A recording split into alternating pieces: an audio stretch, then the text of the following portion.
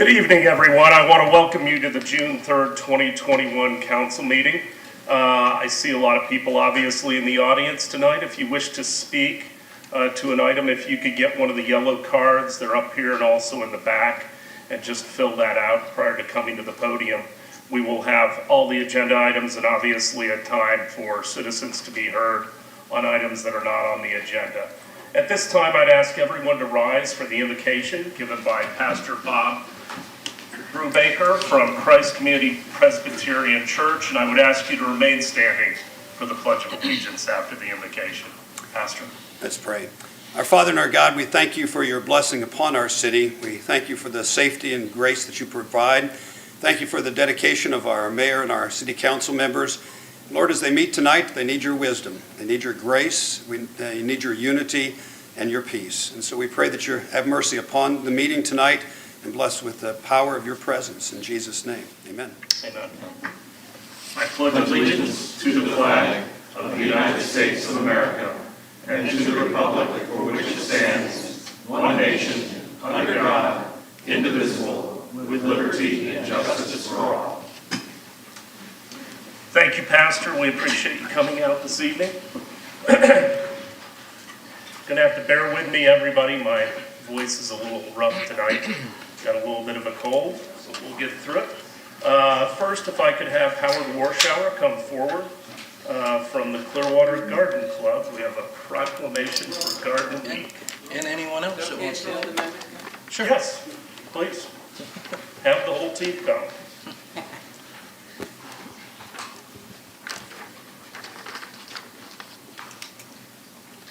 Good evening, all. Good evening. Whereas gardeners have a passion for nurturing the beauty and resources of the earth through the planting of seeds and the caring of all plants to bring about balanced and productive ecology, and whereas gardeners seek to add beauty, splendor, fragrance, and nutrition to our lives through the growing of herbs, vegetables, foliage, and flowers, and whereas gardens work to preserve our country's traditional spirit of independence and initiative through innovation and hard work, and whereas gardening enables members of the Clearwater Garden Club and all garden clubs to make a difference in the communities where they reside and work, and whereas the Clearwater Garden Club, a member of the Florida Federation of Garden Clubs, is celebrating its 71st year in Clearwater. Now therefore, I, Frank V. Hibbert, Mayor of the City of Clearwater, Florida, on behalf of the Clearwater City Council, do hereby proclaim June 6th through the 12th, 2021, to be Garden Week in Clearwater. Thank you.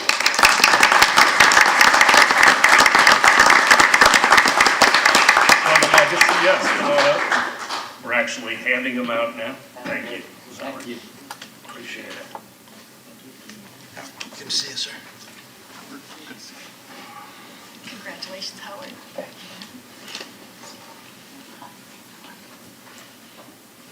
Do you want to say anything? Just briefly, we have a lot going on at the Clearwater Garden Club. Our clubhouse is right up the street here, as you know, on the corner of Seminole and Fort Harrison, and you can find out all the things going on at clearwatergardenclub.com. We also have Bill here, who's running the community garden nowadays, so we love gardening in Clearwater, and we love gardening. Thank you. Well, thank you for your commitment and all the hard work.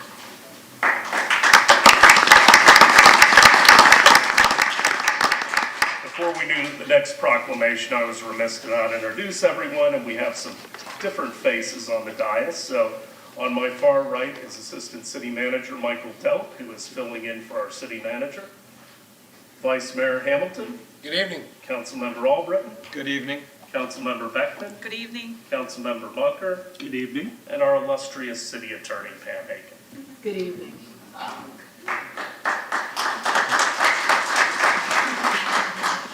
We don't deserve claps. Pam does.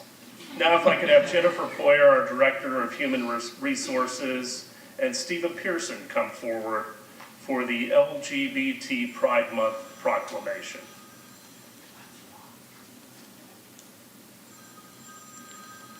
Whereas lesbian, gay, bisexual, and transgender Pride Month is celebrated nationwide each year in June, and whereas this month was chosen to commemorate the uprising that took place at the Stonewall Inn in Manhattan, New York, 52 years ago on the morning of June 28, 1969, often viewed as the birth of the modern LGBT rights movement.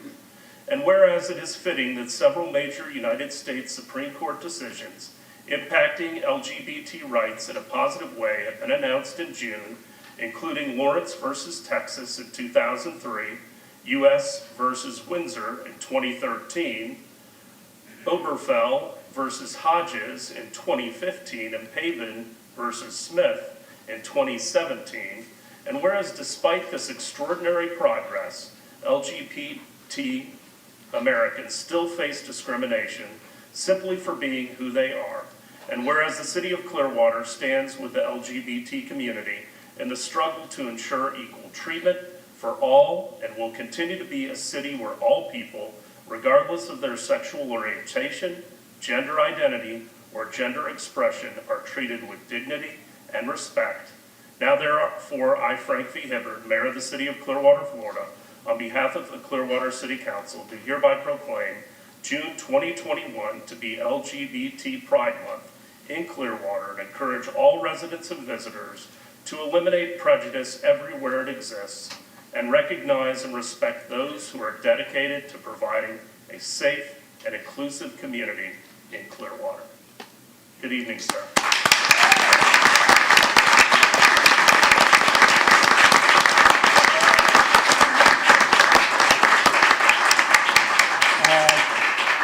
That was beautifully said. Thank you very much. I presented most of you with rainbow flags, which is the emblem for the Pride community. Most people don't realize what the colors mean, and I thought I'd tell you.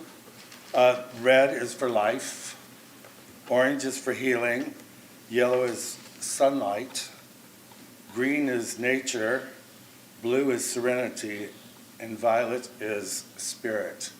And those are the things of our community.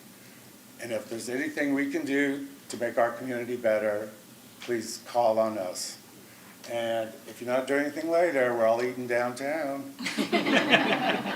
Thank you very much. Mr. Pearson. And we appreciate your passion and your openness and the fact that you've been in downtown Clearwater for how many years? We just celebrated our 45th anniversary. That show.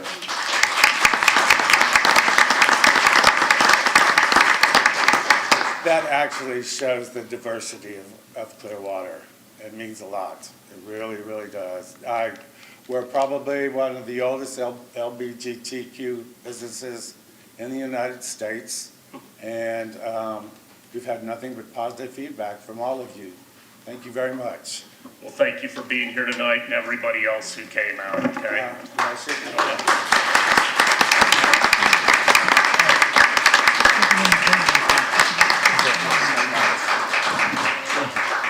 Absolutely, thank you. Thank you, sir. Appreciate it. There you go. Just. I'm joining you. Thank you very much.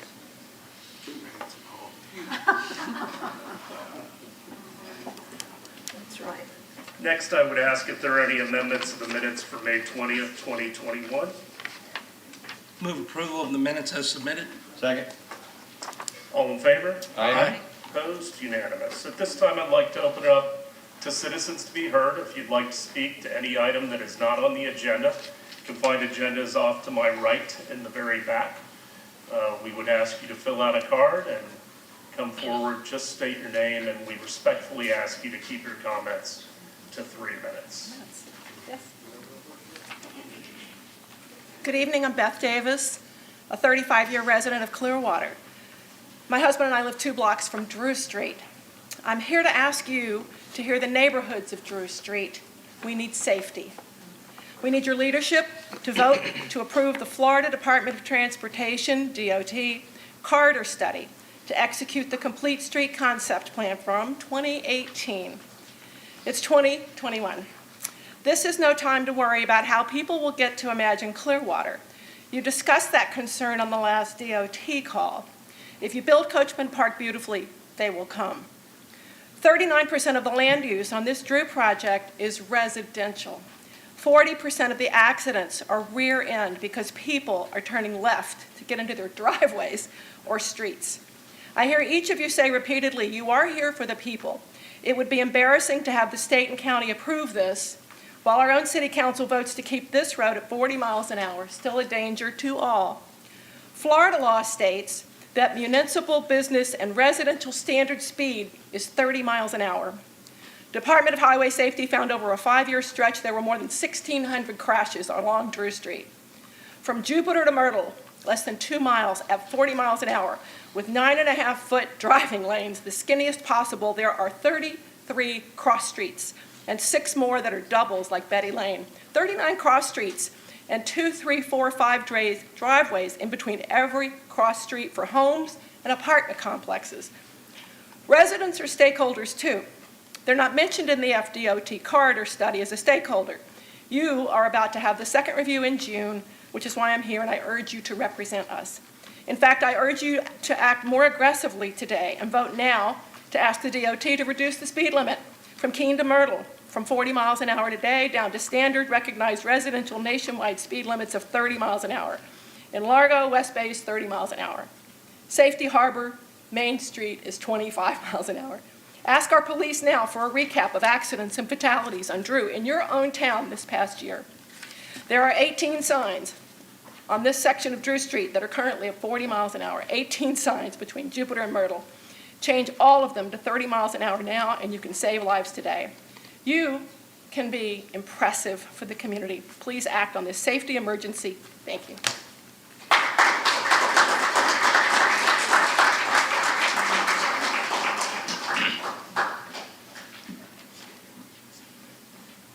Good afternoon, council members. Good afternoon. Good evening. Okay, good evening then. My name is Mohammed Abdul Rahim. I'm at 1028 North Madison Avenue, and I'm here to ask the council to consider having a dog park. I've asked the council before and pretty much got a laxy-daisy response. In North Greenwood, there's no dog park in North Greenwood. For some reason, why is that? We do have dogs. And what I would like to see, I see many of them on my street, being able to pick up after their dog. So if we actually had a dog park that they can take their dogs to, then it would certainly help the neighborhood and then also enhance the neighborhood. One of the areas that I look at is that old tennis court that is not being used anymore by the Martin Luther King Center.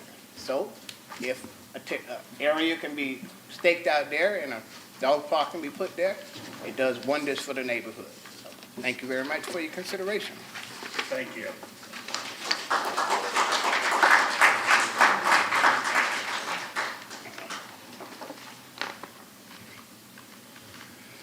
Mayor, City Council members, good evening. I'm Stuart Berger. I'm a proud Clearwater resident for 31 years. 10 years ago, I was very excited when the city rolled out Clearwater Green Print. As someone who cares very deeply about the environmentally sensitive city we live in, I love the clear goals of making Clearwater a sustainable city. As I peer out every morning at the water and I see the dolphins swimming and the birds soaring, it becomes more and more evident to me that whether you believe in evolution or you believe in the Bible, humanity has indeed found ourselves in a position of dominion. Not only do we have a responsibility to keep our planet habitable for ourselves, but we also have a responsibility to do so for all the animals and wildlife that depend upon our actions. As we now move toward Greenprint 2.0, I went back to review the many wonderful goals and plans in the original Greenprint. One very specific goal was that Clearwater was going to reduce its greenhouse gas emissions by 10% by the year 2020. My question to you today is, how did we do on those goals? I don't have that number at our fingertips, but we'll get back to you on it. Okay, thank you. Thank you. Other people for citizens to be heard. That's right. Did you fill out a card? I did. Okay. I left it Thank with this. All right. Good evening. Good evening. Mr. Mayor, council members. My name is Dr. Pierre Desjardins, and if I could pull up this app. I've been in Clearwater since, I moved here in 2017. I have a boat in the marina down here since 2019. The common catchphrase is stakeholders. I happen to be a stakeholder on this project because I have a boat in the marina. There's been a lot of scuttlebutt from the boat owners that were supposed to be here tonight. I truly, typical, I'm disappointed not to see more of the boat owners here to speak up on this issue. Congratulations on starting Imagine Clearwater. It's needed. I'm hoping the last 7-8 days is not an indicator as to what's coming forward. We were asked to remove our vehicles from the parking lot down there on the 26th. The boat owners complied and moved their vehicles. I have had several discussions with Grady Freeman, the construction supervisor. Nobody's really sure what's going on with the parking. We now have to walk a quarter of a mile for parking. There's a number of elderly people, older than myself, that have physical and health issues. You did open up the parking lot, though, this weekend for Memorial Day weekend. You know, fencing off downtown for one of the largest weekends in this country for picnics and families, I don't think was wise and prudent, but be that as it may. You did that and you opened up the parking lot again. I don't think that we were, as stakeholders, consulted and asked for any kind of input whatsoever as to suggestions and recommendations for how this is going to adversely affect us. If you would indulge me, I'll actually read the Marine and Aviation website, and I think what has occurred and taken place and thrust upon us is a contradiction to what is on the City of Clearwater's website. It says the objective of the Marine and Aviation Department is to operate as a revenue producing department with a well-trained and dedicated staff that provides high-quality marine and aviation-related services with excellent customer satisfaction to our citizens and customers. In furthering the City Council's strategic direction to support a high quality of life and experience, the Marine and Aviation Department strives to provide quality resources for the marina and air park tenants, both permanent and transient. Well, that's me. I, like many other people getting up there in age, I have physical issues that hauling a cart that already weighs 50 pounds up that hill a quarter of a mile, then back down, doesn't really truly work for me, and it doesn't, I think, is in a contradiction of what their stated goals are. Okay, Help me out. The buzzer isn't going off. Okay, I'm sorry. No, that's fine. I try to keep everyone in 3 minutes. Yes, and I 'cause if didn't they intend to don't- talk 3 It's minutes. okay. They were gonna close off the parking. I talked to the city manager this weekend. We opened it up for Memorial Day. Once construction starts at any level down in the park, the contractor requires that the entire park be sealed off for liability issues. I'm sure that our city attorney can elaborate on that better than I can. Sue S of A. This is going to be a difficult 26 months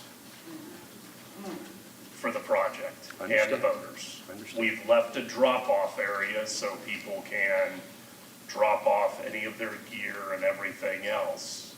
And they're going to be as flexible as they can. Sir, it is not a drop-off area. Okay, I can't debate it here. What I could do is, if you've given the information, that we can contact you. Ed Chesney, who is our aviation and marine director, will give you a call. And we are open to hearing from, all of the boaters. Nobody cares about the marine any more than I do. It came in 2006 while I was mayor. But and I campaigned. why were we not asked for any kind of input whatsoever? That's because we do have suggestions. I will have to talk to Mr. Chesney. This isn't the place, Okay. but I appreciate you bringing your concerns to our attention. I promise that we will get back to you tomorrow, okay? I will call you. Thank you. tomorrow. All right, thank you You've for hearing me left your out. number, Yes. okay? All right, And you'll hear from both of us. all right, thank you. Okay? Thank you for coming out. Anyone else for citizens to be heard? Good afternoon, good evening. Good Mr. evening. Paul Britton. How are you? A friend of mine. Hello, sir, I met you. My name is Wesley Smith. I have 2 complaints regarding the city, but you have to be patient. I had a stroke 4 months ago. Okay. I live 1226 Drew. I'm 5 houses before Missouri. The traffic sucks. My wife's been hit 2 times coming out of the driveway to go to work.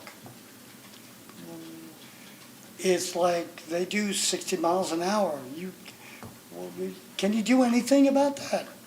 That's all I'm coming here for, because it really sucks. Okay. I don't work. I'm home. He knows, this gentleman knows me, but I'm handicapped, right? But my wife goes to work every day, and to get hit coming out of the drive really stinks. And I'm sorry about that. I thought you were telling DOT me I was is number apparently, one. DOT is apparently responsible for the landscape between the sidewalk and the curb. And there's bushes that we can't see cars, not palm trees, bushes, yes. Okay, And I would like some help with that. okay.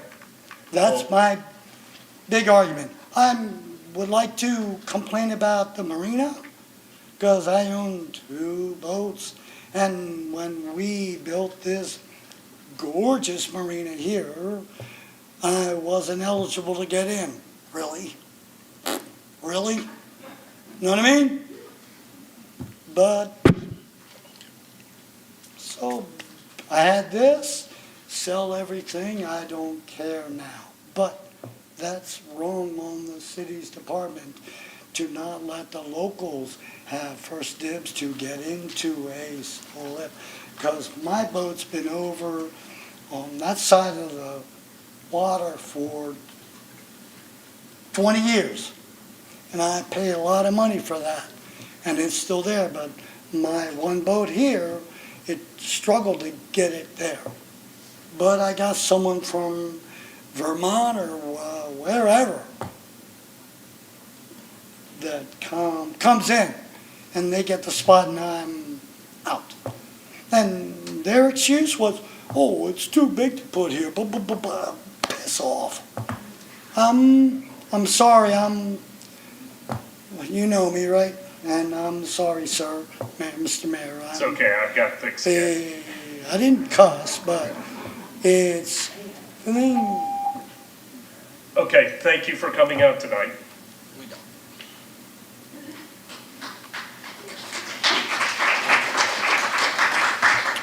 Hello, council. I don't think you'll need quite as thick a skin. My name is Richard Toohey. I'm a resident of Clearwater, and I want to talk about the marina as well.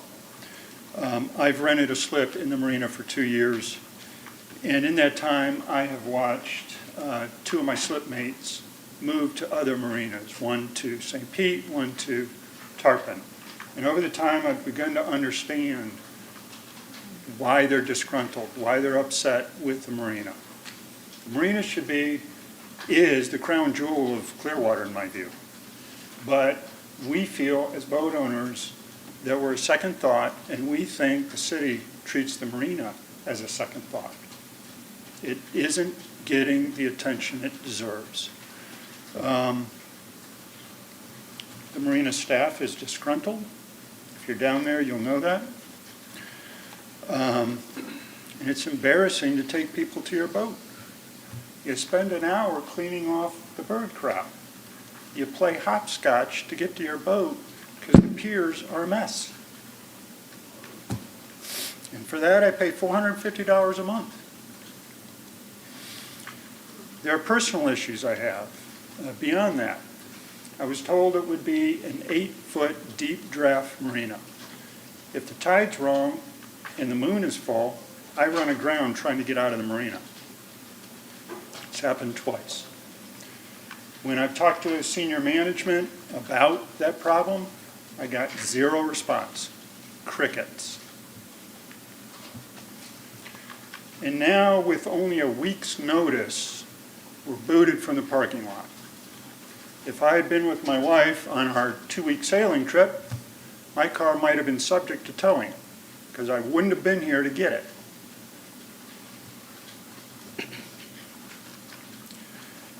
There's no communication, as Pierre was saying, there's no communication.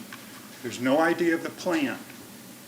And that very convenient attraction, it's an asset to be able to park your car and get to your boat quickly. That's now removed.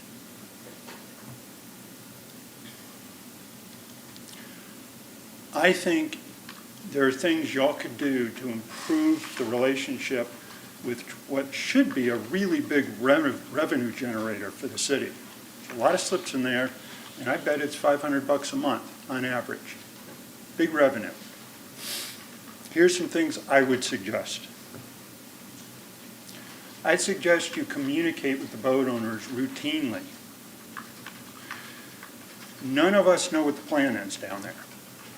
Where are we going to park? Where do you go to the bathroom? Where's the office going to be? I've heard there are going to be concessions. Is that true? We have no idea. Senior management should walk the piers. Please Get down there. wrap it up. They should get down there and walk the piers so they can create a rapport. Thank you. If you can leave your name, I will get back to you tomorrow as well. Okay? My name We've is got your there. card. Great. Thank you. Anyone else for citizens to be heard? Okay. Let's call. I have an email from Danielle Pereira. Dear Clearwater City Council, I live by Drew Street. It's daily sirens send chills to my body. I have witnessed multiple accidents. It is such a dangerous road, thousands of crashes and many unfortunate lives lost on this unsafe road.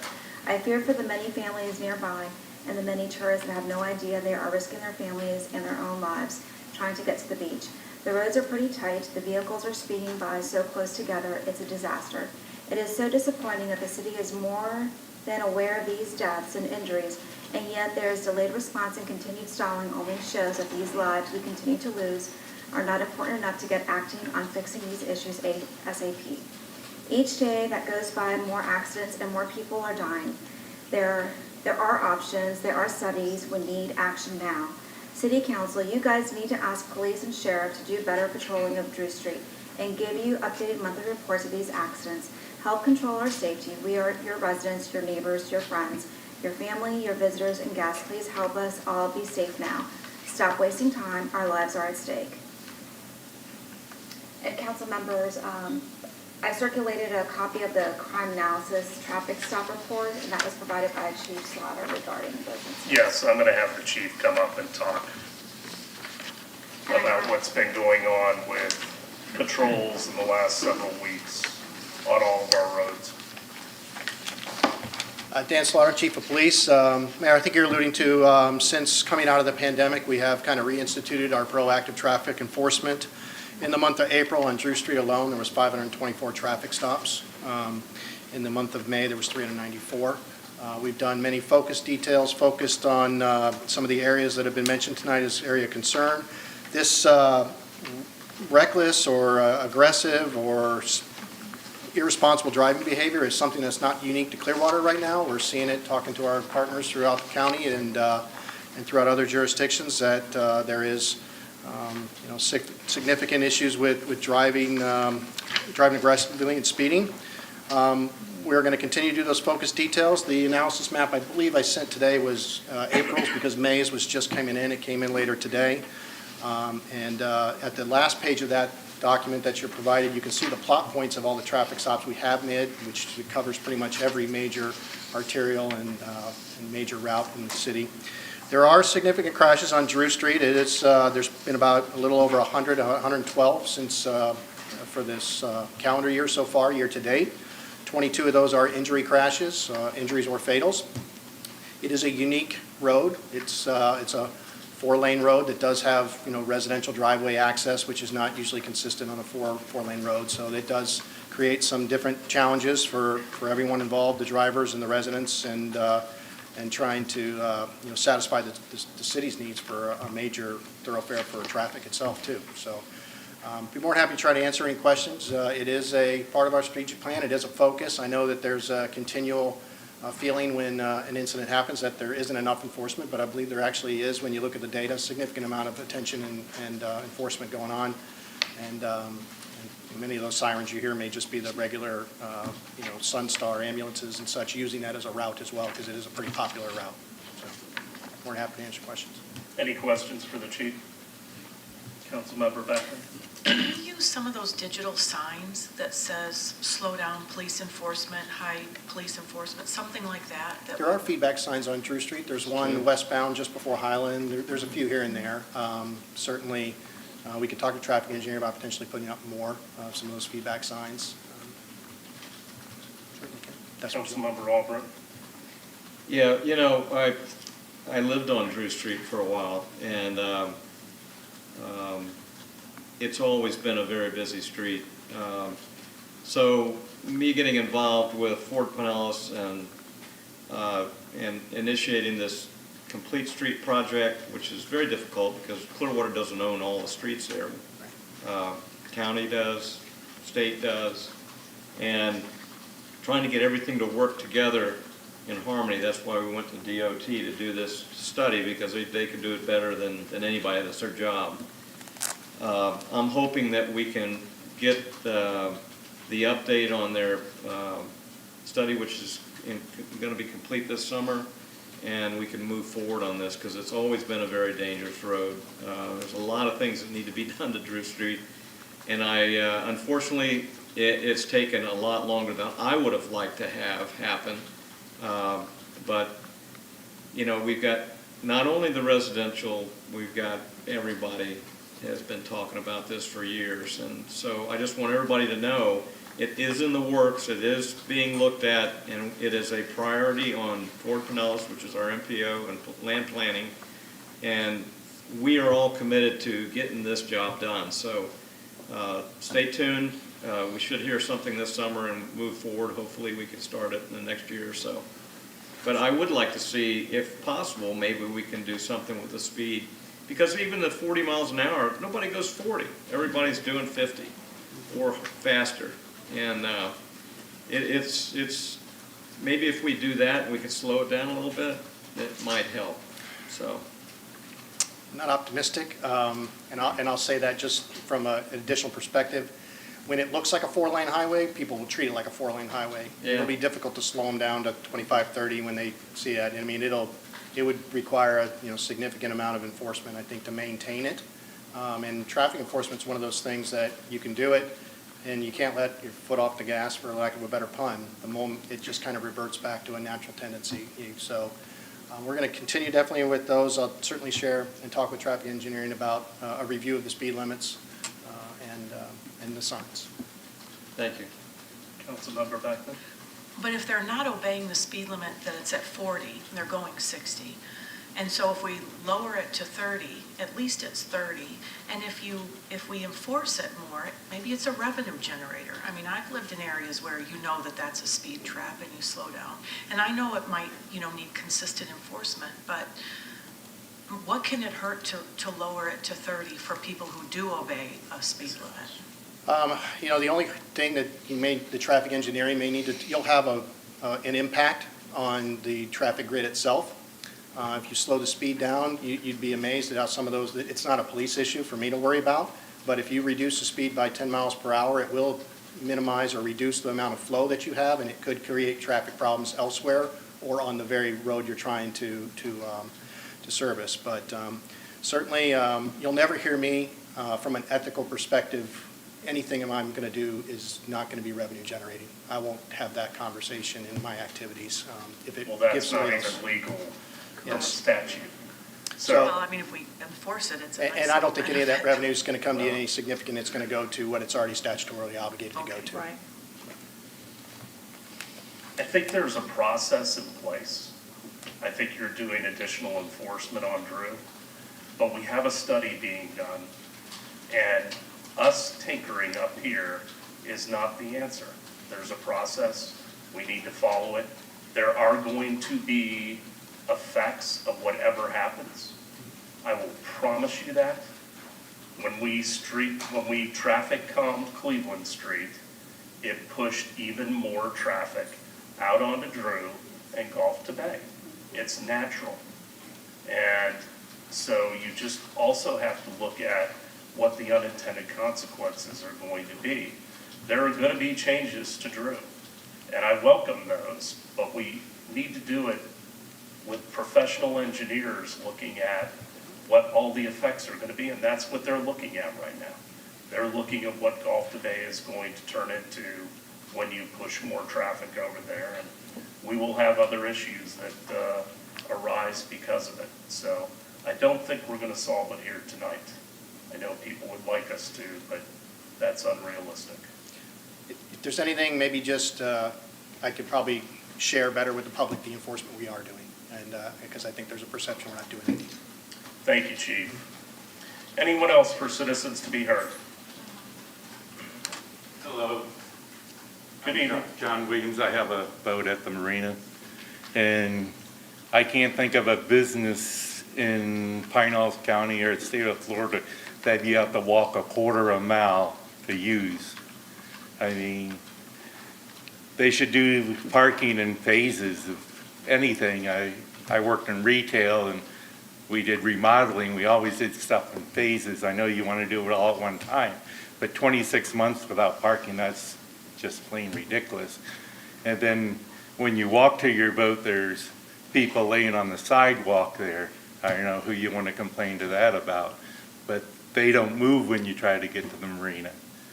But you really just need to open up the parking because people can't walk a quarter mile up a 20-foot hill, down a 20-foot hill. Okay, thank you. Anyone else before I close citizens to be heard? Yes. An email from Andre Johnson. My request was received at the office on May 21st, 2021, and given the reference number 07763-052121 for tracking purposes. Records requested body cam footage of Officer Kevin Vine, Officer Rodriguez, and third responding officer Michael K. 27 seconds into the body cam footage, you will notice Officer Kevin Vine tap the body cam twice to unmute the sound. You will also notice Officer Kevin Vine trying to make the woman he is addressing feel wrong for being truthful and fear that the officer would personally address his personal issues to the property owner, creating a fear of eviction, not for supporting his malice intention. To do as he said to the woman, send him in. The officers have too much control, access to mute and turn off body cams to hide statements and footage. There need to be penalties in place for muting and turning off the body cam device. Body cam should run the entire shift without interruption. Thank you. Respectfully submitted, Andre Johnson. Nothing else was called? All right. I would ask if there are any items from the consent agenda, items 7.1 through 7.11, to be removed by either the council or a citizen. Seeing none, do I have a I motion? move to approve agenda items 7.1 through 7.11. Second? All in favor? Aye. Opposed? Unanimous. 8.1.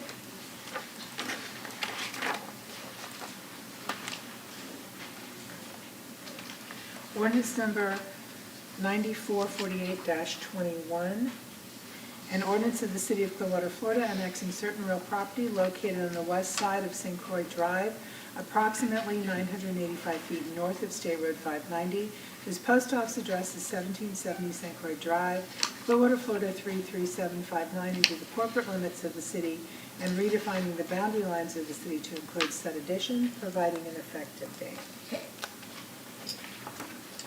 Anyone from the public to speak to item 8.1?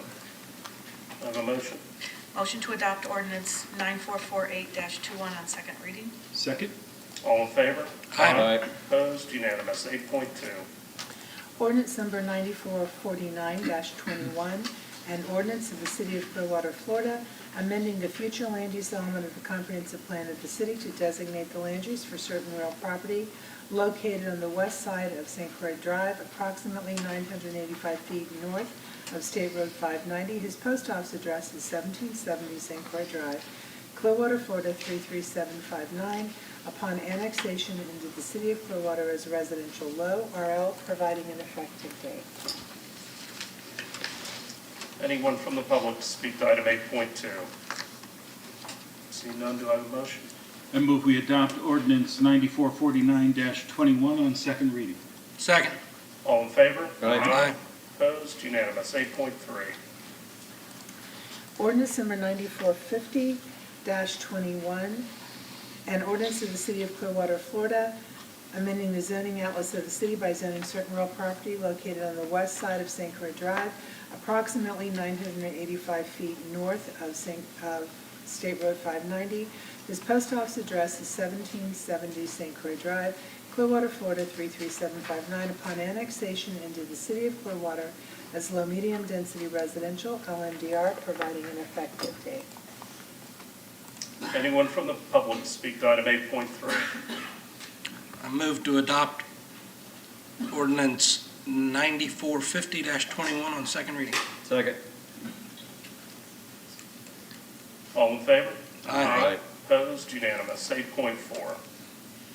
Ordinance number 9451-21, an ordinance of the City of Clearwater, Florida, annexing certain real property located on the southwest corner of Montclair Road and Seton Drive. His post office address is 1881 Montclair Road, Clearwater, Florida 33763, into the corporate limits of the city and redefining the boundary lines of the city to include said addition, providing an effective date. Anyone from the public to speak to item 8.4? Motion.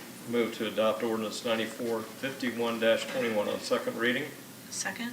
All in favor? Aye. Opposed? Unanimous. 8.5. Ordinance number 9452-21, an ordinance of the City of Clearwater, Florida, amending the future land use element of the comprehensive plan of the city to designate the land use for certain real property located on the southwest corner of Montclair Road and Seton Drive. His post office address is 1881 Montclair Road, Clearwater, Florida 33763. Upon annexation into the City of Clearwater as residential urban, RU, providing an effective date. Anyone from the public to speak to item 8.5? Motion. Move to adopt ordinance 9452-21 on second reading. Second? All in favor? Aye. Opposed? Unanimous. 8.6. Ordinance number 9453-21, an ordinance of the City of Clearwater, Florida, amending the zoning outlets of the city by zoning certain real property located on the southwest corner of Montclair Road and Seton Drive. His post office address is 1881 Montclair Road, Clearwater, Florida 33763. Upon annexation into the City of Clearwater as low-medium density residential, LMDR, providing an effective date. Anyone to speak to item 8.6? Motion. I move we adopt ordinance 9453-21 on second reading. Second. All in favor? Aye. Opposed? Unanimous. 9.1. Approve the recommendation of the Bluff RFP Selection Committee and authorize city staff to engage in negotiation with City Center Development Group, LLC, for the purpose of establishing a development agreement for the development of the Harborview, City Hall, and Pierce Street sites. Based on our work session on Tuesday, Mayor, we are requesting that you authorize the city attorney and I to commence the negotiations with the City Center Group. And what we would intend to do is to have a term sheet back to you by the middle of the second meeting in August. We are on a tight time frame. Our objective continues to be the March 2022 referendum, and we want to try to accomplish this as much in partnership with our city attorney as we can. So time is of the essence. I think we have all communications so far would indicate that we have a very ready and willing partner to enter into those negotiations on term sheets with us, and so with your authority, we'll get started. Any questions for Mr. Delk or Ms. Aiken? Anyone from the public to speak to item 9.1?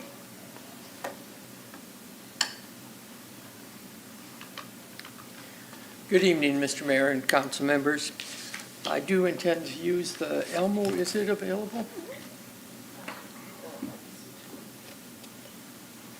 Need to turn the light on.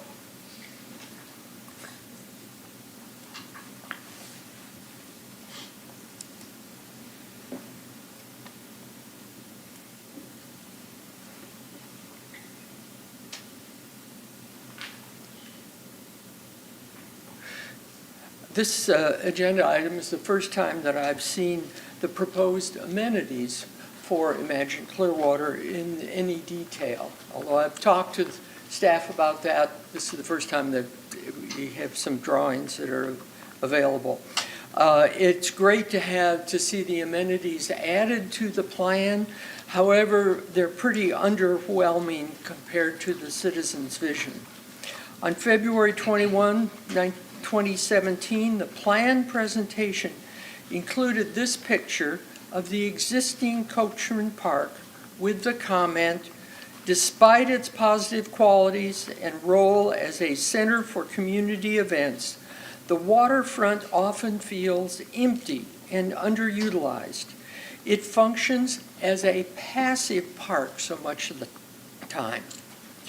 The published Imagine Clearwater plan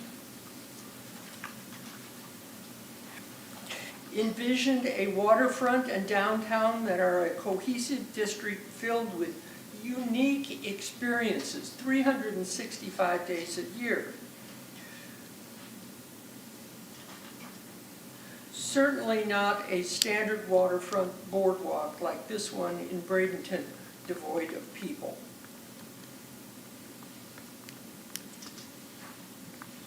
But more like this waterfront in Philadelphia. And another shot in the Philadelphia area. Hopefully you haven't yet finalized the unique experiences for Imagine Clearwater. I think these unique experiences are what will motivate the public to vote yes on the referendums that are coming up on the Bluff properties. So please follow the plan. Thank you very much.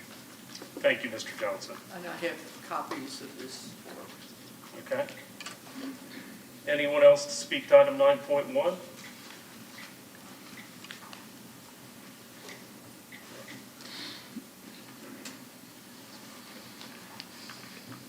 Good evening, Mr. Mayor, fellow council members. My name is Patrick Raftery. I'm a 42-year resident of Clearwater. I reside in the countryside area. I, too, am in favor of the City Center Development Group's proposal that you will now undertake and review, if you will. Imagine Clearwater itself is on pause until August, which is a very prudent move, but I can only hope that in August a final decision will be made relative to the cost, and we can again begin to move forward. With respect to the proposal from City Center Development Group, the devil is in the details, but I do encourage you to have a robust discussion and interchange with the developer, and to arrive at a decision that is a win-win for everybody, the citizens, the city, and the developer. And it will appeal to the voters who ultimately will make the final decision on this activity. As part of the process of political discussions, I am encouraging compromise and concession by all the members of the council so that when the final decision is made, whatever that decision is, that it is unanimous.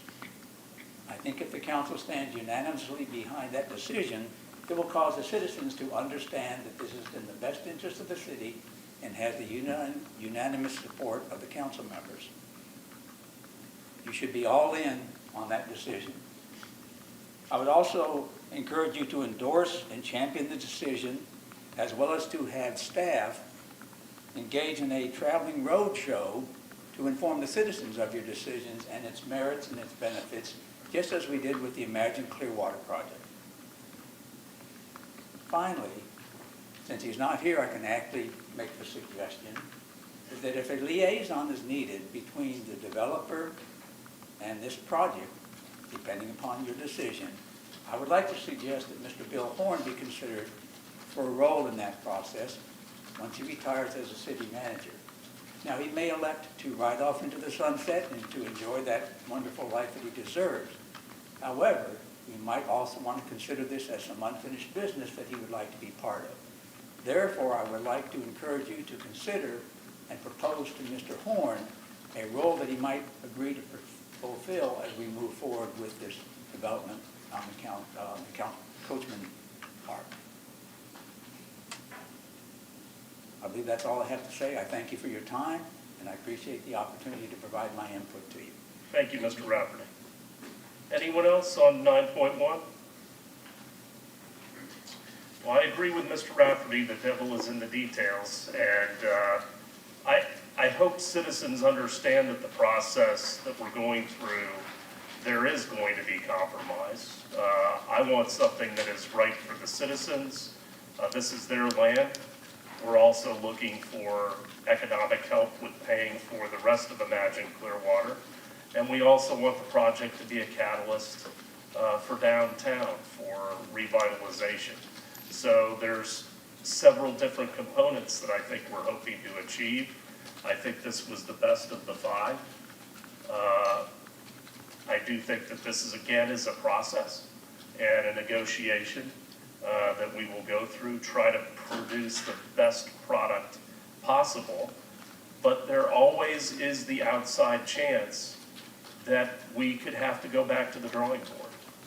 And what I am unwilling to do ever is to make a mistake that we will regret years from now. So I know we've got great staff that's dedicated to this. I think there's some really good components of the plan, and I hope that it can be improved upon. So, any other questions or comments? Councilmember Hamilton? Do you want a motion before the comments, or make comments and then a motion? I prefer, Okay. I like to go. I'll make a motion to approve agenda item 9.1. I'll second it. Okay, I have a motion, a second. I just have a question. I'm not sure what the procedure is.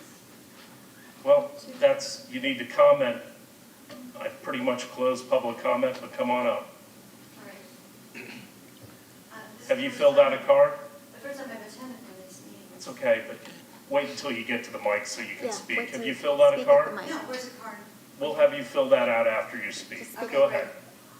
I just had one question, and that is these ideas that you're coming up with, will we be able to see the details of those before it goes up for a vote? Well, it's already been advertised. We had almost an hour and 15-minute presentation on Tuesday. You can look at those on our website, okay? They are on the city website. In fact, if you went home and pulled up the agenda for tonight, you would be able to see the items. Excellent, and what's the Under number that 9.1. I would look for on it?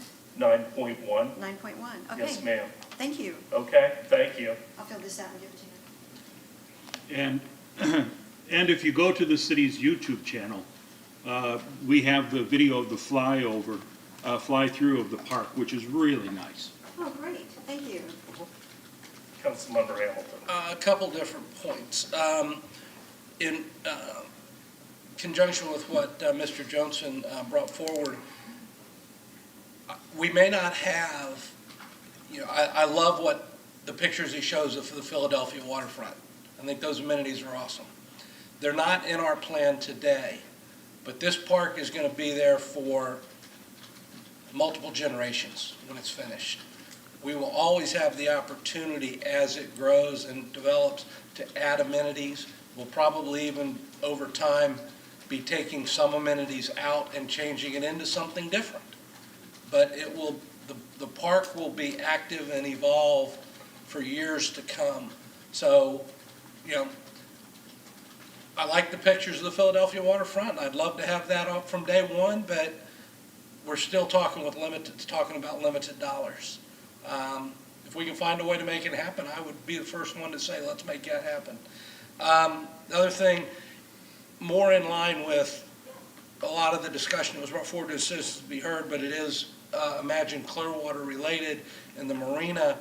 Is there any opportunity to speak with Skanska Or is it possible for the city to figure out some sort of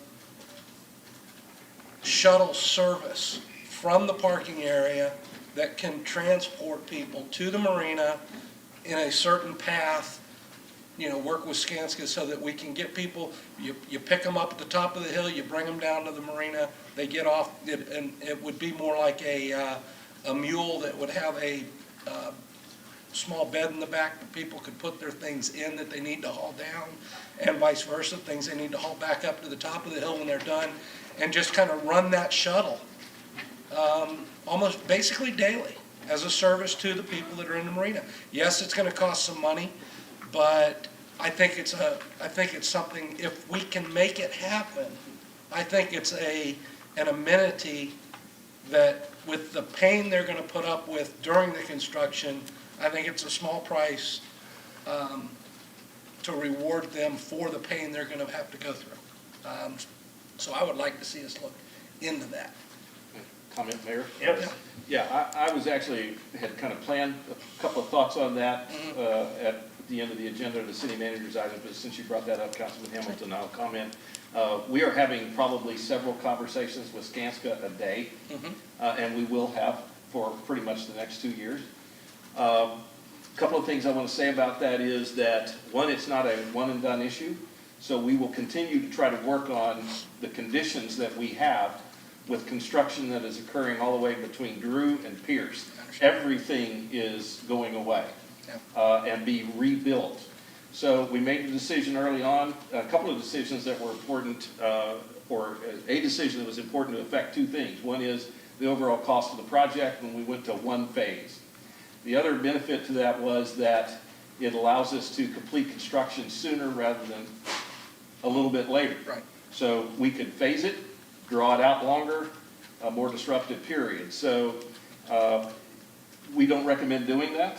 We recommend continuing with a one-phase project. It is going to be disruptive no matter which direction we choose.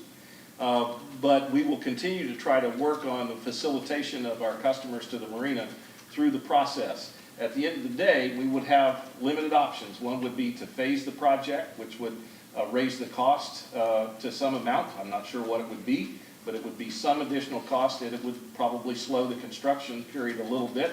Or the option is to try to provide a shuttle service up and down the hill. What we're preparing to do now is to provide some limited space down there for persons who documented need accessibility issues. Those who do not, as you are aware, will be expected, will need to park at the top of the hill. So, but we can continue to try to refine that circumstance down there as construction permits through the process. But we need to do one of those other two things if that is insufficient, both of which will require you to give us the resources to manage that. And I understand what you're saying, but I mean, you're a boater yourself. You know as well that boaters have stuff. Yes. I mean, if they're going out for the day, it's coolers and food and all that, and to have to haul that up and down that hill without any assistance is a real inconvenience. Well, there is a drop-off. Yeah. And I know somebody said there was not a drop-off, but I've seen the map and the plan. Our plan is to give them a drop-off. But the final parking will have to occur up the hill. I just, we're not going to make that decision here tonight. I think it's something we could look into and see if we could come up with a reasonable solution. Well, this is very much like Beach Walk. Yep. Which was a nightmare for over 2 years. And the traffic patterns, we took off basically half the capacity on the beach for 2 years. And it was a dynamic situation where we had to make alterations throughout the process. And I am sure we will make alterations here as well. We do. It would certainly be cheaper to do some type of shuttle than do the phasing. And we recognize it as a legitimate concern. That's what my assurance to you is, that it's a legitimate concern, and we do want to try to do what we can do to mitigate what will be an inconvenience for a while. I am a little concerned that people weren't more aware of things. I would like to understand how we communicated with all the tenants, but not tonight, okay? let's get back to item 9.1, which, by the way, is really only Yes. 3 bluff properties that doesn't have anything directly to do with Imagine Clearwater down in the park. It's only the old Harborview site, the City Hall site, and what we call the CMA site, which is the property south of Pierce Street in the southwest corner of Pierce and Osceola. So, Ms. Aiken? Yes, sir, I did want to point that out, that this is actually very narrow item, but the item did have attached the discussion on the Coachman Park discussion and the park Yeah. amenities from Tuesday, and I think that caused part of the It was confusion. supposed to be taken out. Should have been. So that is not, just so everyone knows, that's not being approved tonight. Right. That's not part of the motion, that's not part of the agenda item. Right. Understood. Okay. Other comments about 9.1? I have a motion and a second. All in favor? Aye. Opposed? Unanimous. 9.2. Amend the city's fiscal year 2019-2020 operating and capital improvement budgets at mid-year and pass ordinances 9475-21 and 9476-21 on first reading. Kayleen. Good evening, Mayor and Council. Kayleen Castle, Budget Officer. I went over the report with you on Tuesday that went over all the amendments we're proposing at mid-year. I would be happy to answer any questions you may have. Any questions for Ms. Castle? Anyone from the public to speak to item 9.2? I move to approve agenda item 9.2. Second? All in favor? Aye. Opposed? Unanimous. Ms. Aiken. Ordinance number 9475-21, an ordinance of the City of Clearwater, Florida, amending the operating budget for the fiscal year ending September 30th, 2021, to reflect increases and decreases in revenues and expenditures for the General Fund, Special Program Fund, Air Park Fund, Clearwater Harbor Marina Fund, and Parking Fund as provided herein, providing an effective date. Anyone to speak to the ordinance? Do I have a motion? Move to pass ordinance 9475-21 on first reading. Second. All in favor? Aye. Opposed? Unanimous. Ms. Aiken. Ordinance number 9476-21, an ordinance of the City of Clearwater, Florida, amending the capital improvement budget for fiscal year ending September 30th, 2021, to reflect a net increase of $1,137,685, providing an effective Yeah, date. I believe it's $2,137,685. It is. That's not the ordinance I have in my That's the hand. ordinance that is attached. Okay, so what should it be? Because that's not what I have. Okay, it should be $2,137,685. Okay, let me reread that. And I can pull it up. And we'll try again. Ordinance number 9476-21, an ordinance of the City of Clearwater, Florida, amending the capital improvement budget for fiscal year ending September 30th, 2021, to reflect a net increase of $2,137,685, providing an effective date. Anyone to speak to this ordinance? Do I have a motion? I move we pass ordinance 9476-21 on first reading. Second. All in favor? Aye. Opposed? Unanimous. 9.3. Discuss residency requirement for the city attorney.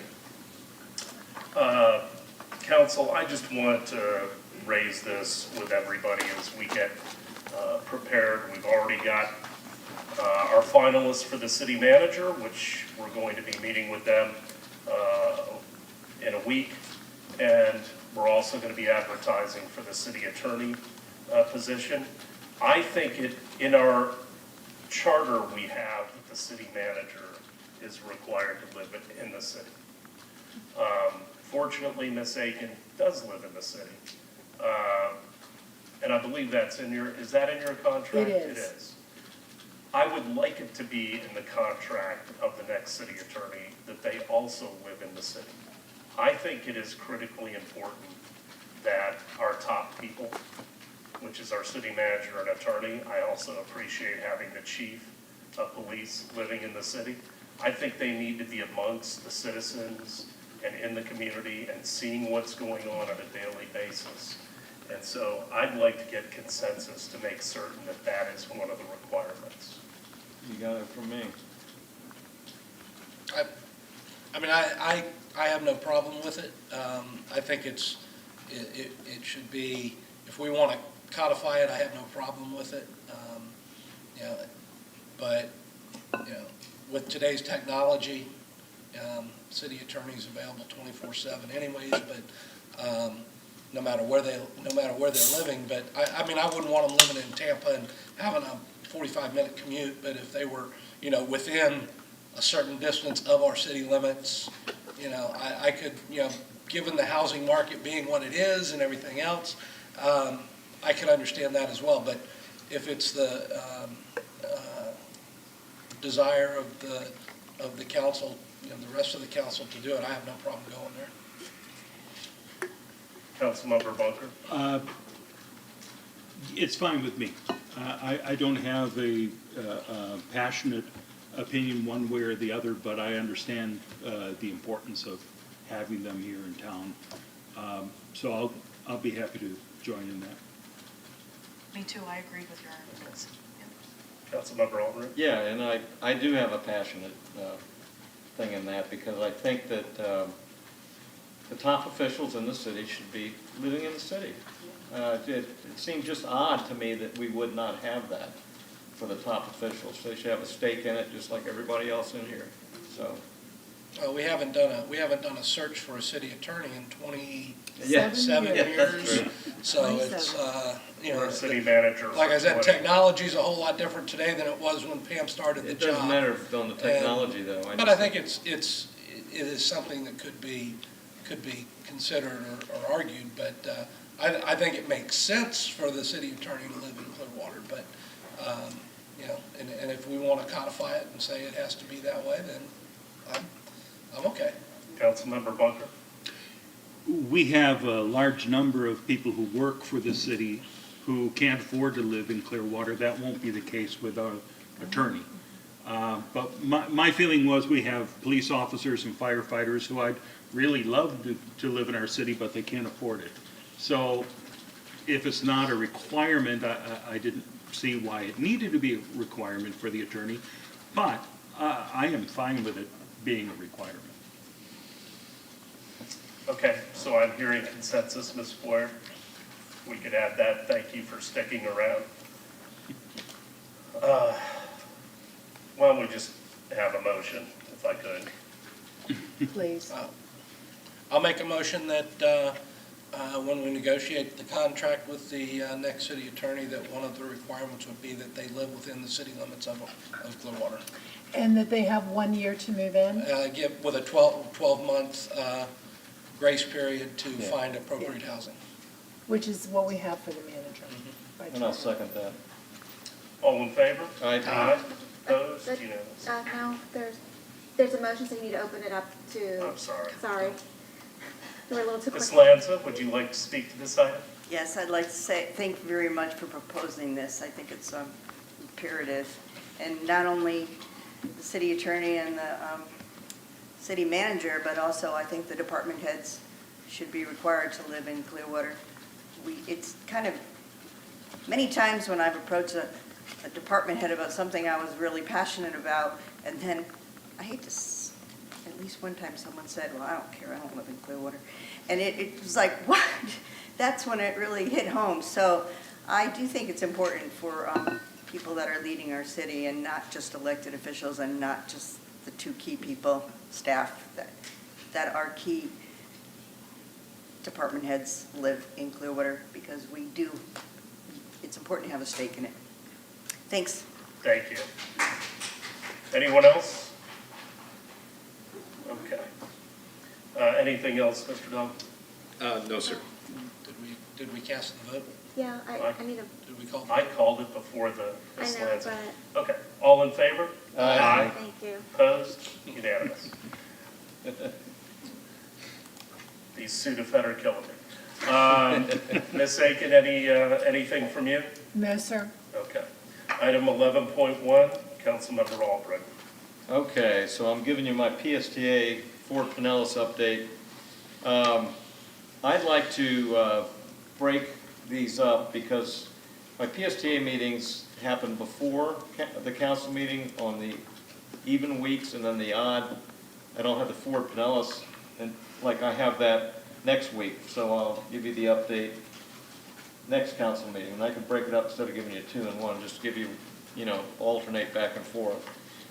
But PSTA, we had a legislative meeting day before yesterday, and we discussed the big thing that I'm passionate about is getting this RAISE grant for PSTA for the funding for the intermodal center that we've talked about for a long time. And we discussed it with federal lobbyists, Harry Glenn and Steve Palmer, and the status of the RAISE grant is good. There's $1 billion. They think that it's going to be divided up, and $500 million awarded to rural and $500 million awarded to urban projects. So I think we have a great chance this year to get funding with PSTA. We've tried for 3 years to no avail, but a lot of other things depend on us doing this, especially with Imagine Clearwater and acquiring the property at the old PSTA bus site, which we're doing a swap on. Funding request must be made by July 16th. Senator Chris will talk about our transit center to Washington shortly after the request is made, so that's a good thing. We've got over 100 letters of support from businesses, municipalities, county. We look like we're in real good shape. We got all the boxes checked for this, which I'm really excited about. So hopefully this will be a good summer and we'll get some good news on that. Tomorrow we are launching our Bus on the Shoulder project. PSTA is going to, this is going to be a project that we're going to have bus service on I-275 on the shoulder when the traffic gets really backed up to help speed along people in the bus. This is a pilot program. Tomorrow at 10 a.m. I'll be meeting the rest of the PSTA board to launch this project, especially wrapped buses. And you probably see them already. It says this is a bus on shoulder bus.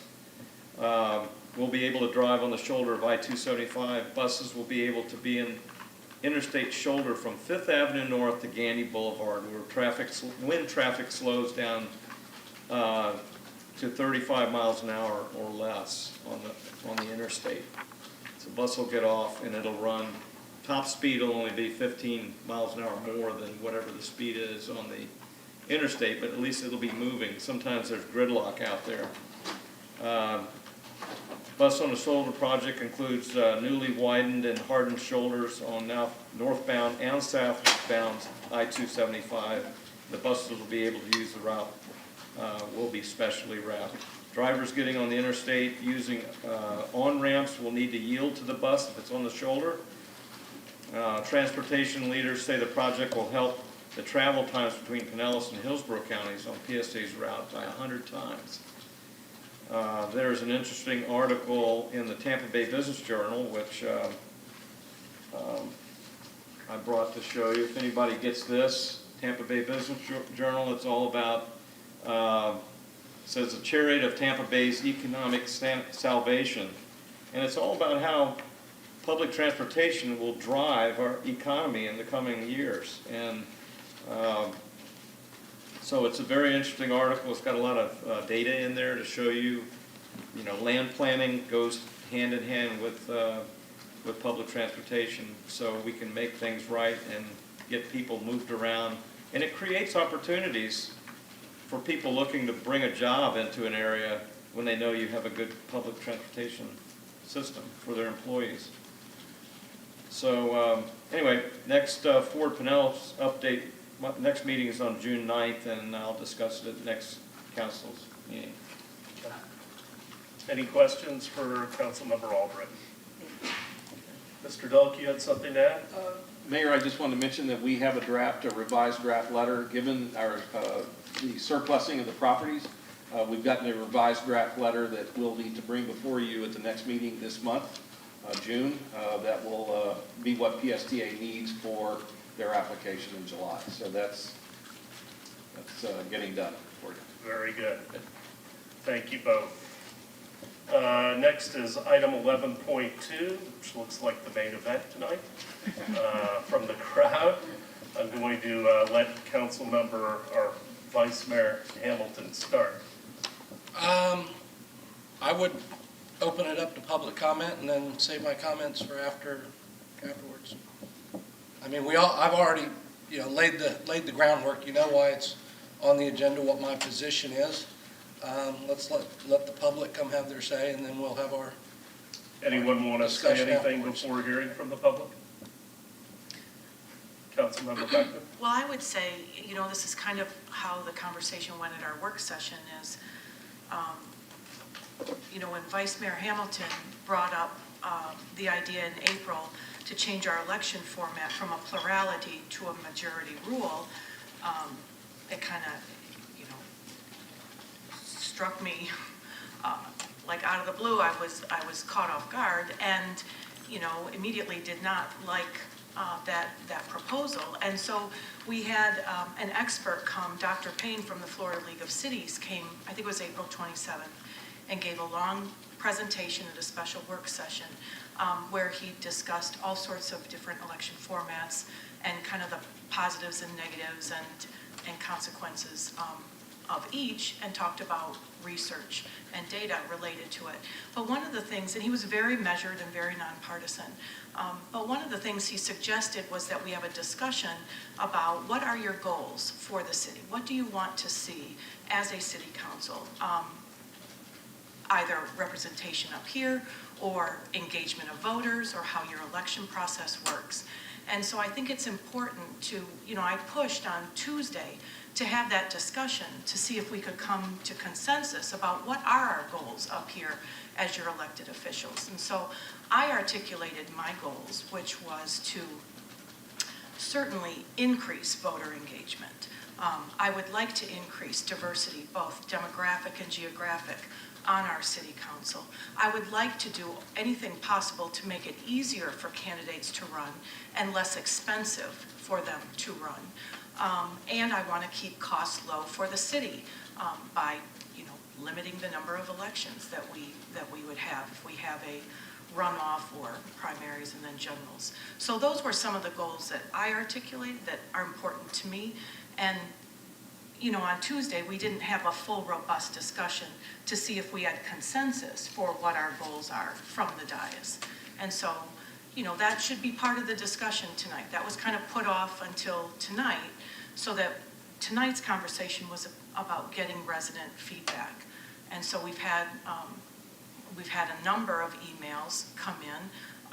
And we had a flurry of emails the first time it was brought up, and then after Dr. Payne presented, we had another flurry of emails, and we've had emails over the last few days. And now we have whomever is here tonight to speak, which is phenomenal, to have citizen engagement and commentary, and that's what the agenda is about, getting feedback from you. So, but I don't think we should push aside the discussion of the recommendation of that expert that we gave a lot of time and weight to, and his guidance of finding out what are our goals as a city. Do we have a consensus about what we're looking for? Well, I think we're going to get to that this evening. Dr. Payne, I will say, did not give any recommendations. You could not pull a recommendation out of his mouth with a pair of pliers. All he was here was to give the pros and the cons of different. And what his ultimate statement was, is there is no perfect system. There are just different systems, and they will affect the electorate and the city in different ways. They have different costs. Some are more complicated, some are simpler, but there is no clear choice. Otherwise, you would have had a recommendation. So for those of you that didn't see that conversation, he's very talented, very good communicator, but also would not take a position. He's an educator, and we appreciated him being here. Councilmember Albritton. Yeah, and I just wanted to mention too, there were some things that he talked about, besides just the two, the plurality and the runoff system. I mean, he did bring up the ranked voting, which I wasn't familiar with. It seemed very interesting to me because it wasn't a two-race, runoff thing. The ranked would be, the ballot would go out and you would vote on the top 3 people. You give them rank, 1, 2, 3. And then there's only one race, but then the person that it ultimately gets elected has more than 50% of the vote. I mean, it gets down to where the best man wins without 2 races. Or woman. Or You're gonna woman. get in trouble, my friend. I'm sorry about that. I'm sorry. But anyway, again, if we wanted to go that route, the state of Florida has not sanctioned that yet. So I think, was it Sarasota that went to that, or? Sarasota has already passed it, so that if the Secretary of State makes a decision to allow ranked choice voting, then they can enact it. The voting machines that they have in Sarasota already support it, and we use the same machines in Pinellas County. But that didn't happen last year. It's been a few years, so we don't know if that will even be something that, is in the near future. But anyway, that's why you're here tonight. We want to hear from you all. And with that, I'll open it up to citizens to be heard. And I will ask you all to watch the timer. I say that because we're happy to give you the 3 minutes, but if somebody goes for 4, then I have to let everybody go for 4. And it's not fair to the people that go for the 3 minutes exactly. So, good evening, Mohammed. Good evening. I did say good afternoon, and which looked like everyone like, well, no, it's not afternoon yet. But good evening. I want to actually go on record. I did send in a response, but I wanted to go on record because I'm a little concerned at the fact that I went through some of the, hearings for the charter review, but I never heard anything like this ever came up in the charter review. So I'm a little confused as to why now? Why is this issue now when it didn't come forward when we were actually looking at the charter review to actually tell the citizen that, okay, part of our charter really needs to be changed so that we can get some direction as to where we're going. So that was one of my concerns. And of course, with that concern, I'm feeling a little in a position of being in opposition of this. Because I think that, like myself and others, we do want to see diversity. But diversity also costs. And everyone knows that. But when you're talking about placing more burden on a person wanting to get up on this dais to actually represent the city and then have the representation be reflective of our city, it seems like it's not fair. So I'm in opposition. So thank you. Thank you.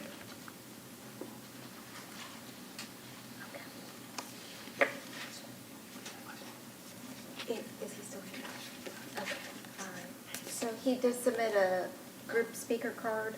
Okay. So he has 4 minutes. Okay. Mr. Alex? Yes. Okay. I'm Paul Weaver. Thank you for the opportunity to speak with you all. I'm a local resident, a school teacher, and not a polished political activist, so forgive me if I seem a little nervous. I'm here to ask you to let us citizens vote during the next election in March 2022 on whether we'd like to pursue ranked choice voting in Clearwater. Ranked choice voting solves a number of problems that you all have identified. It solves a problem for you by assuring that the winner of any election wins majority of the votes. And that's not a shot at anybody. Anytime you have more than 3 candidates in an election, 3 or more, it's likely that no candidate would win 50% of the vote without a runoff. Ranked choice voting, sometimes called instant runoff voting, allows voters to express who they would want to win the seat if their first or second choice or third choice, etc., doesn't win. It always produces a majority winner. And you can rank more than 3. In a lot of the municipalities that are using this, they will rank 4 or 5 or more okay? So you're not limited to 3. RCV reduces the cost of elections for candidates and cities. It's expensive to run for office or to hold an election, right? So RCV makes sure that Clearwater doesn't take on the costs and hassles of runoff elections. And candidates don't need to fundraise twice. Ranked choice voting improves voter engagement. The turnout in municipal elections, I know, is often disappointing, and in runoffs, it's often paltry. Look, if you know that your preferred candidate doesn't have a shot, you might choose in the current system to just not vote. That doesn't happen with RCV. RCV is ranked choice voting. You know that your vote matters, regardless of whether your first candidate, your first preference wins. So you'll find that voter participation, voter engagement will go up under ranked choice voting. Ranked choice voting results in more positive campaigns. Dr. Payne said that it could. Decision makers that have used RCV will tell you that it does. In an RCV election, every candidate knows that even if I can't get you to prefer me most, I might get you to prefer me second most. And that support is important. And you would find that the scorched earth campaigning that happens too often today does not happen in ranked choice voting elections. Ranked choice voting is popular and proven. At the fairvote.org website, you'll see that 10 Nobel Prize winners, dozens of nationally recognized academics, political leaders across the ideological spectrum, and lots of media have all endorsed ranked choice voting. Already dozens of cities, including America's largest city, New York, have adopted RCV. And if you'd like, let's invite the city councilors or election supervisors from some of those cities to Zoom with you all and share with you what their experience has been like implementing and leveraging RCV. So if it's so great, then why would anyone oppose ranked choice voting? Well, good question. Ranked choice voting is completely nonpartisan, so it's not a Democrat plot or a Republican plot or something like that. Establishment types that tend to, if they oppose ranked choice voting, it's because they think that they're advantaged in the current system. Well, you ask yourself, just look at the evening news, do you think voters feel like the system is working well? And if you don't, perhaps it's time for a change. So I'm aware that there's some controversy with Tallahassee on whether they can or should override municipalities on city elections. Ms. Aiken and her colleagues will square that away. All right. Thank you all very much.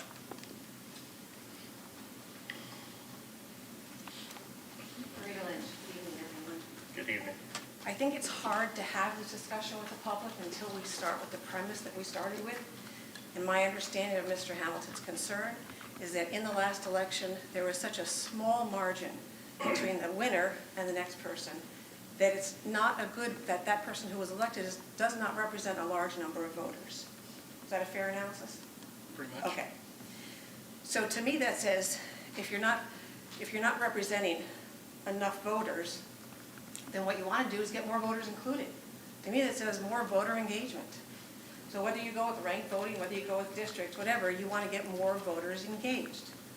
And the data shows, and the research shows, that to engage voters, there are several proven strategies. I sent a link to a lot of you, and I will not rehash all that information. But I will tell you that what it shows is that one of the primary things to get more voter engagement is the timing of elections. If you combine elections, you get better voter turnout.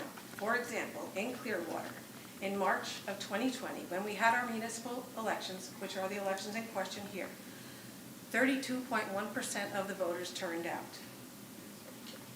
In November in Clearwater, 77.6% of the voters turned out. So if we had our municipal elections at the same time as the federal and state elections, you would get much better representation of the voters.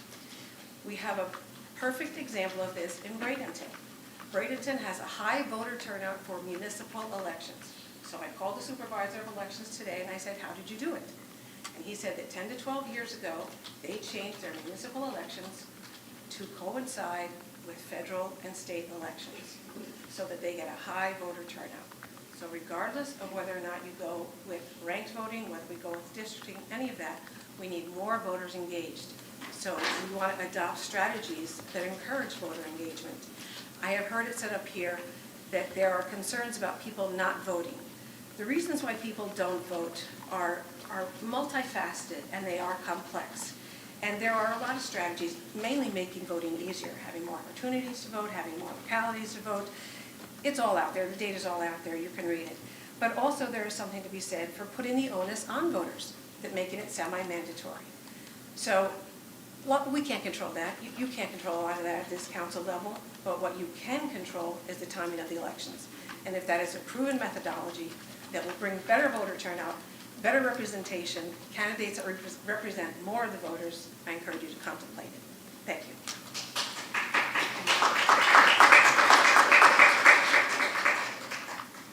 Anyone else? Will be brave. I'm sorry, although everything has already been kind of said, what I had on my long list to talk about, I would like to make an extra point as to the districting as an additional part of elections. Since you all thought that it was a good idea for the city officials to live in Clearwater, I think the respective representatives, council members, should be living in the districts that they are representing. Thank you very much.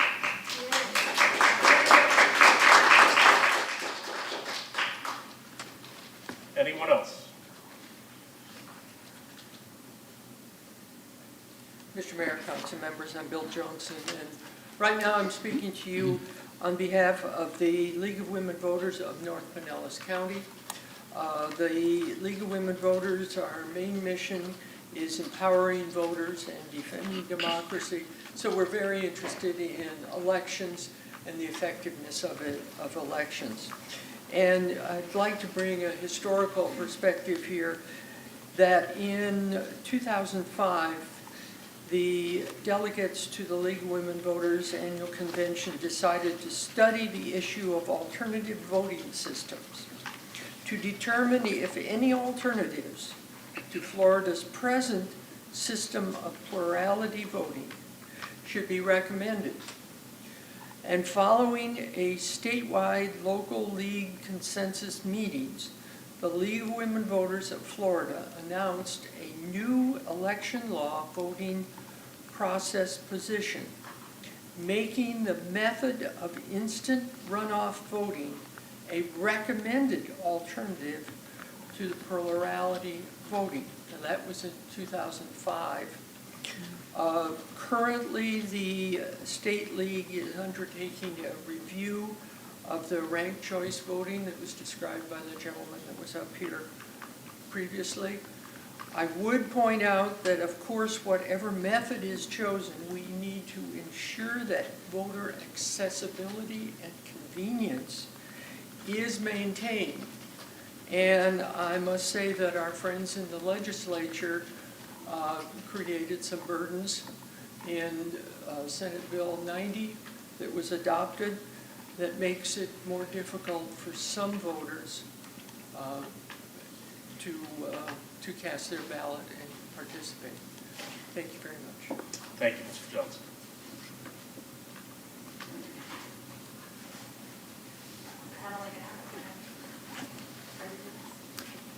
Thank you. Okay, hi, good evening. Good evening. My name's Callie.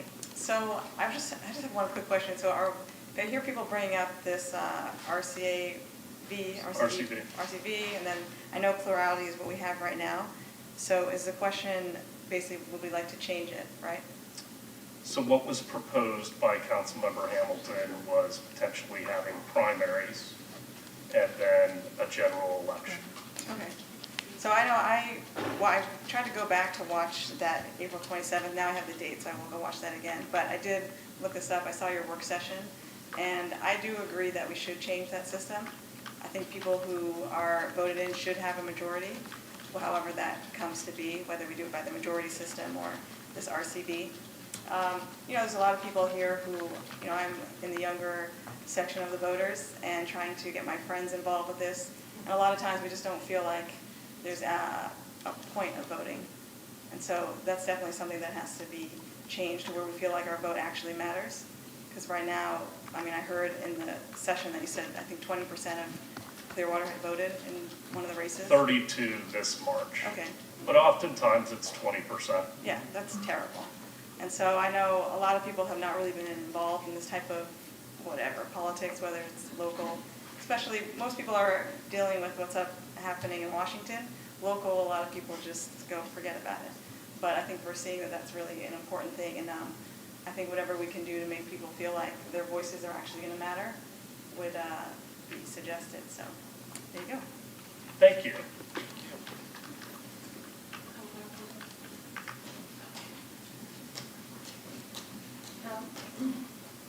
Hi, everyone. Good evening. Everybody. I heard a couple of things. I want to put on the record that I'm opposed to it, mainly because I heard a couple of things as far as timing, having enough information. This just came up. I'm with Muhammad. Why now? And it's not enough information that has went out to a diverse amount of people for them to even understand. We had a lot of words that were said up here that a lot. You got rank voting. Who heard of it? Who knows about it? Have you given enough time to the people for them to do the proper investigation, to get knowledge about the situation, to make these changes? And the people have not been informed enough for us to sit here to make a decision that will, in fact, affect us and all of us. So, again, I'm opposed to it for several reasons. We need time to look it over. We need time to understand it. We need time so that it can get out to enough people so that we will have enough diversity. Another thing, we talked about finances. We talked about people living in the city, representing the city. We need that to happen. We need more city council to live here. We need them to be able to afford to live here, and we need for them to be able to afford to vote and to run so that they can be elected. Thank you. Thank you. Anyone else? Lisa?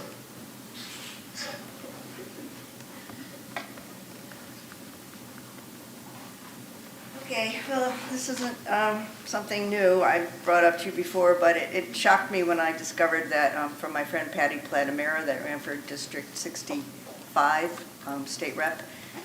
She was also a former city council member, and I was shocked when she told me that the city of Seminole has 7 council members. I couldn't believe it. I had to look it up, and I verified it again today. That little tiny town of Seminole has 7 council members, and we have 5. We're such a big city. It just talk about representation. And the fact that if we increase to 7, then we wouldn't have so many people running, for only 5 seats. And we will have more and more people running. Social media has completely changed the dynamics. Young people are paying attention. It's easier to communicate. We can get information out quickly. So this is not, many people discuss this at the Charter Review Committee. They almost came to this conclusion with a couple of people that blew it out of the water. But the solution that they proposed at the Charter Review Committee, some of the people, was to increase the number of city council to 7, like little tiny Seminole has, with the mayor at large, 4 single-member districts, 3 and 2 at-large districts. I mean, that could be debated, and I completely agree with the woman who just spoke that we need more time to discuss this because the Charter Review Committee was not publicly available to watch. There was no video. All you can do is read the minutes, and they weren't even readily available unless you really knew how to dig down on the city website and find them. So, but I do have a MP4 of that discussion because I got it from the city clerk. I asked for it, and I actually have an MP4 of this discussion on having single-member districts. I'm not speaking for the NAACP Legal Defense Fund, but just in case they don't speak onto this, the NAACP Legal Defense Fund has a position to support single-member districts, and they have one on this case around the country, and hopefully it won't have to come to a lawsuit, because we don't need that. Our city is run by a city manager. Our city council members, they don't have to be professionals, they don't have to, they can learn. I mean, look, Councilman Beckman, you're just doing a wonderful job. You're going to all the meetings, you're meeting with all the people, you're learning like quick study. Let's see, and I did support Mr. Keller when he ran for city council, because I saw him go by my neighbor, he would ride by my street on his bicycle. And I was like, if we had single member districts, here's my city councilman. I could just, hey, come on in, have a cup of coffee, let's talk about things. And that's what we're lacking in the city. We don't have that one-on-one relationship with our city council members. They hang out in different places than we do. Thank you. Thank you, Ms. Lanza. We are not deciding on districts tonight, just so everybody knows.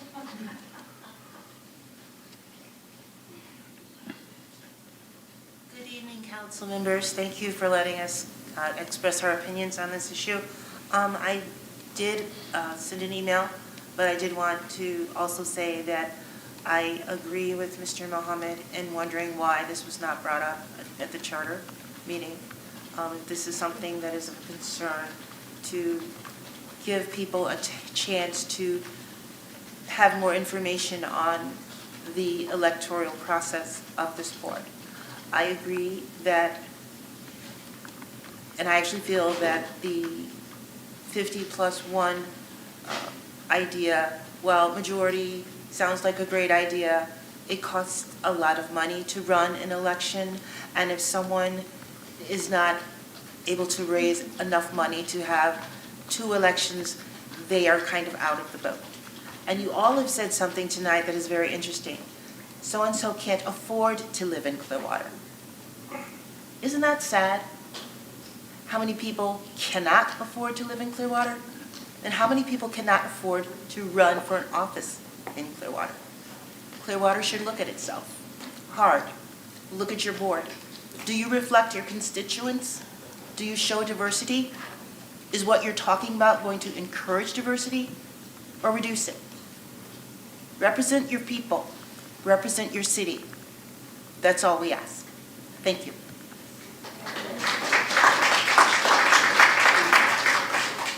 Anyone else to speak?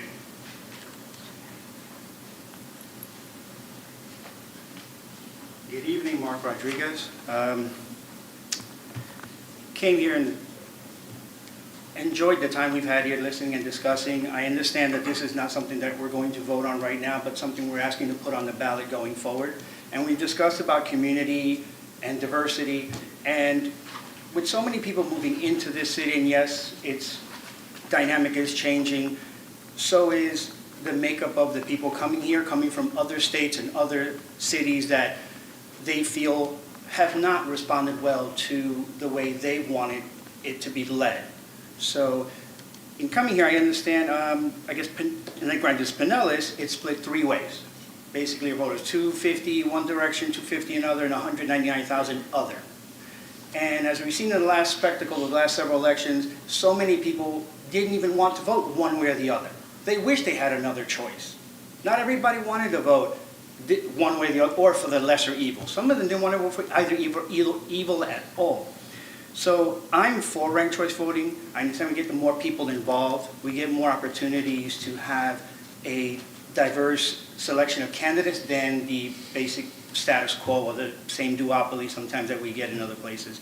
I understand that many people felt their votes didn't matter. I remember, I think 2016, half of the country didn't even vote. And of the half that voted for one party and that one, half of those didn't even want to vote for that party. So you're getting an entire national election based off, 30, 40% of the people. So I'm for ranked choice voting. I understand we need to educate people more. Is it possible to put something on our website, on the city's website, to say, hey, this is the information as the doctor presented so that people can make an informed decision? And I guess we have plenty of time until next March, I believe, correct? Yes. So I feel that this is a great opportunity. I know some people say it should have been put earlier or whenever, but it's 2021. We should have modern solutions for modern problems, or actually ancient problems that we've had for a very long time. And I think Pinellas and Clearwater, the city of Clearwater, is poised to lead in this respect. Thank you. Thank you.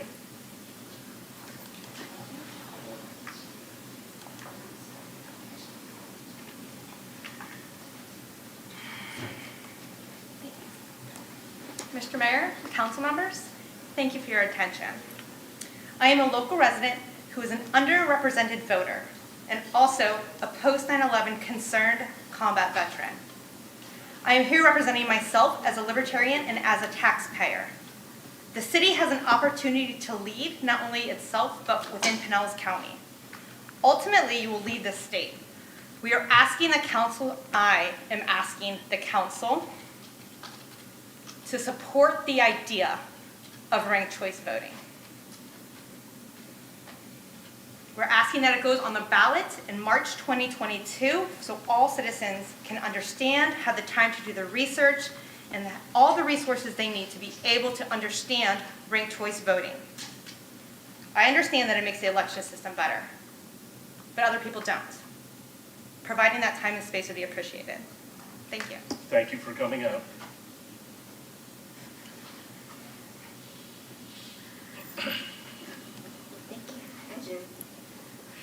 I'll be brief. Number one, I do believe whoever gets elected, it should be done by the majority, whatever system we come up with. Number two, I do believe that there needs to be thorough education as to what the principles are of the person who is running, what are their goals, what's on the agenda, what are they trying to do. If we're talking about a local election, what are you trying to do for Clearwater? Are we united in our goals in Clearwater? I think we all of us here in Clearwater care very much about our city and want to do the right thing that's all-inclusive, that's going to be the best for everybody involved. Those are the two main things I had to say. I had one more thing, and I'm not sure I'll remember it, but I have another minute to think, right? I don't know much. 3 minutes. I got 3 minutes. I got 2 more minutes left. As far as this voting, which I don't fully understand, and I would need to be educated on it as far as having this numbers and number 1, number 2, number 3 that you're voting for. I would need to understand that before I could agree with it. But I would also think there would need to be a limitation. The main thing that I'm looking for is competence. Competence, caring, intelligence, planning. Can this person who is running for an office get things done? Can they say what they're trying to get done and then get those things done and make it very clear so that we all know what it is that you're planning to do? There's a lot of, I'm kind of new to the whole scene here. I realized I wasn't taking responsibility for really being engaged with my own city, with my own county, and across the board politically and as far as understanding what is going on. And I wish to change that. And of course, the more education you give me, then the more that I can participate. I think it's really important that we band together and we do whatever seems to be the best for all the people that are involved here, all of us. And I do put competence as the most senior qualification. Thank you. Thank you.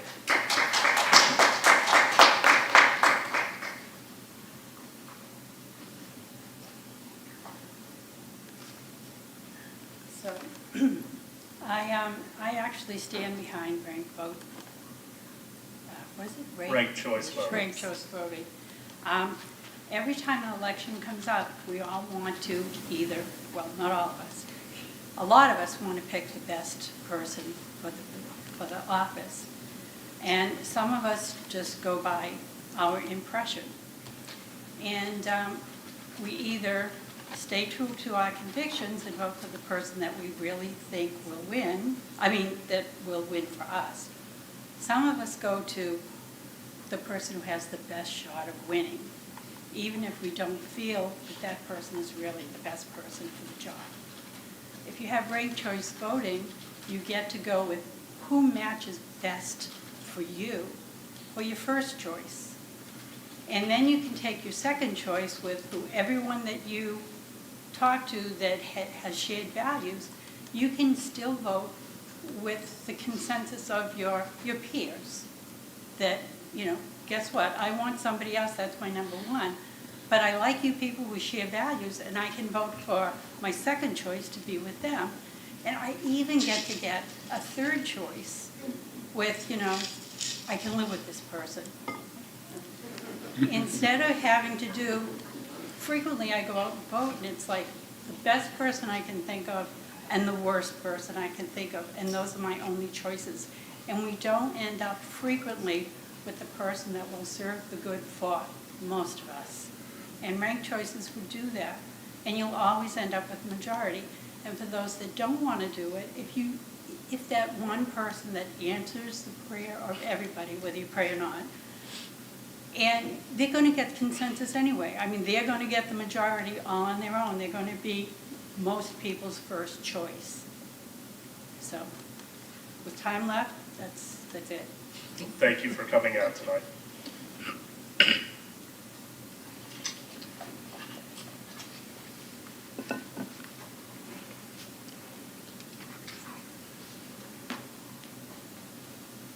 And when you're done filling it out, just tell us and we'll have someone come get it from you.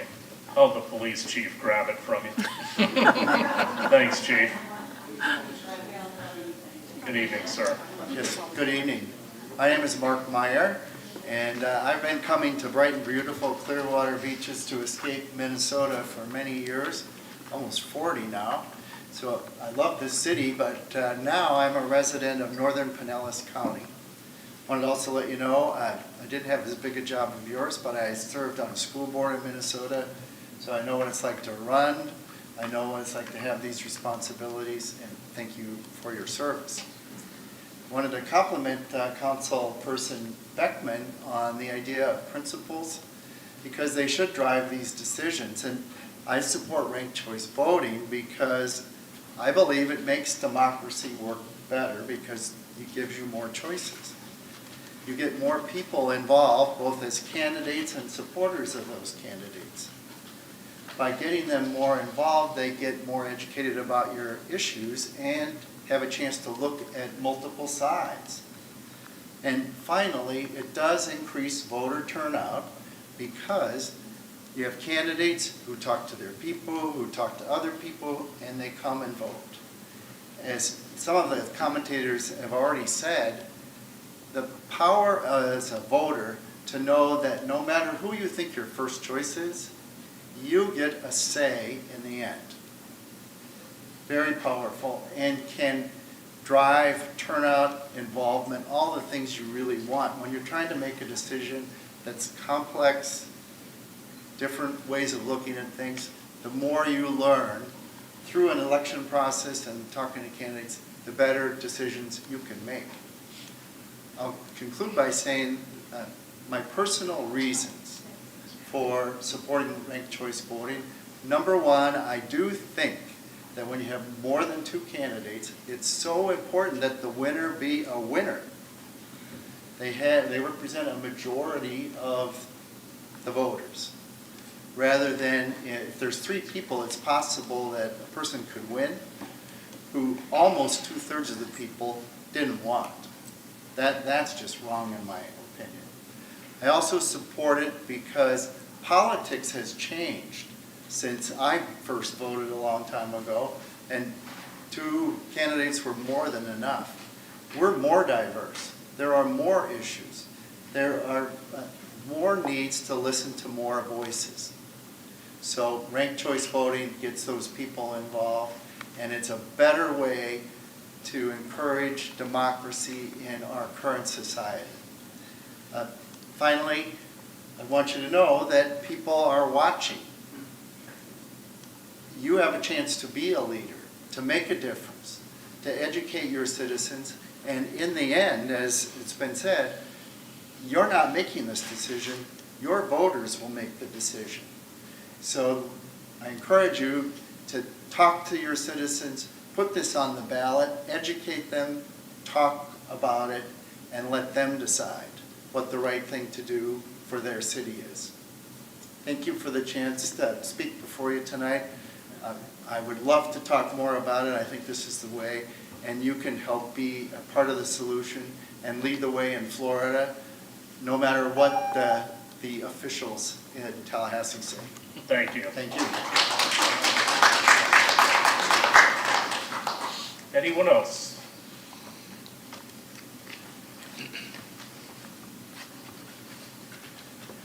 Patrick Bradbury once again. I attended a few of the sessions with the Charter Review Committee, and I can tell you that Dr. Payne also made a presentation to them, And many of the same things that you're to be discussing and deciding were discussed at that meeting as well. No proposals are made going forward, but certainly Dr. Payne made a great presentation to all attendees, and people like myself that were not part of the review committee could attend it to be educated, if you will. I can tell from your comments that Dr. Payne has not changed, because in that charter review committee or yourselves, you could ask the question, what would Dr. Payne do? And Dr. Payne would make no decision. He simply presented the facts and would allow you to make the decision. The last municipal election we had a plethora of candidates, probably the largest number of candidates I think that I'm aware of in the city since I've been here 42 years. For that very same reason, we had some issues with respect to the ultimate winners of the various elections to represent us on this dais. You actually represent the citizens of Clearwater. You personify them. You personify what is important to them and what their agenda is. Keeping that in mind, I would suggest as you go through your decisions and your analysis and so forth, that you step back from the process to say, what is it I want this dais to represent? What is it of the citizens of Clearwater do I want to see on this dais? And I would suggest three things to you. Number one, we do want to see increased representation on this dais. If that is to be accomplished by increasing the number of council members, you may make that decision. In any case, we want to increase the representation that the dais represents. Number two, I believe that any successful candidate for a council position should represent the majority of the citizens with respect to their viewpoints and their agenda. How you accomplish that might very well be ranked choice voting, or it could be a runoff with respect to the top two candidates so that a majority is in fact elected to the council. And finally, I think you should also take the action that would do something to increase the voter turnout. An election that we had in the last municipal election was very important, I thought, and to have only 32% turnout is not very impressive. Perhaps the solution is, as someone else has suggested, would be to move the municipal elections to match the federal elections. That is a decision that you may choose to make or not make, but I think that is something you should keep in mind. So bottom line to me is, take the actions that will increase the representation on the council.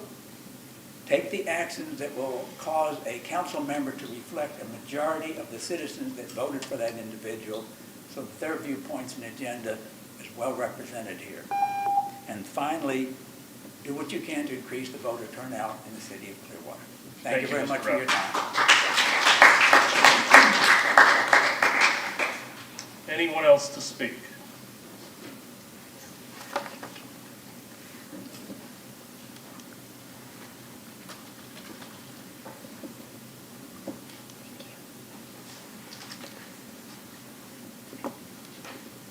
Good afternoon. Good evening. Or good evening, I'm sorry.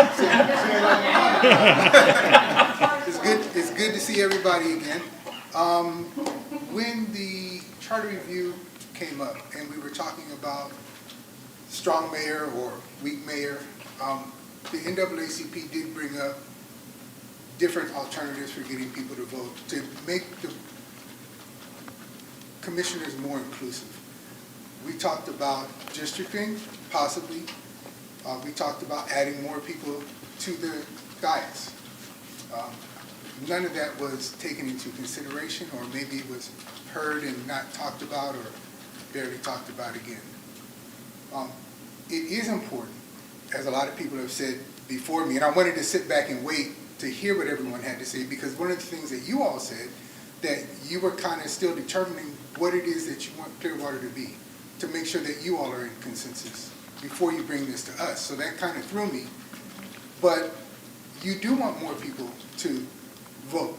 So changing when the elections happen may be a good decision, right? Where I come from, if 12 people vote and 7 people vote for you and 5 people vote for me, you got the majority, right? So that's the majority there. Now, if you want to do ranked choice voting, I did watch Dr. Payne, and that's feasible, right? That's something that's very doable. As was said again, you know, you need to give people time to understand what that is, understand how it works, and, you know, let them make that decision for you. But I don't think that a person should have to run twice because only 12 people came out to vote. I don't think that's fair to the candidate, to any of the candidates. And that basically everybody has said it. There's no sense in beating a dead horse too much. So with that, I will be done. Thank you. Thank you. Anyone else for citizens to be heard? Otherwise, I will close it. Yeah, Got one. ready. Elizabeth Davis submitted.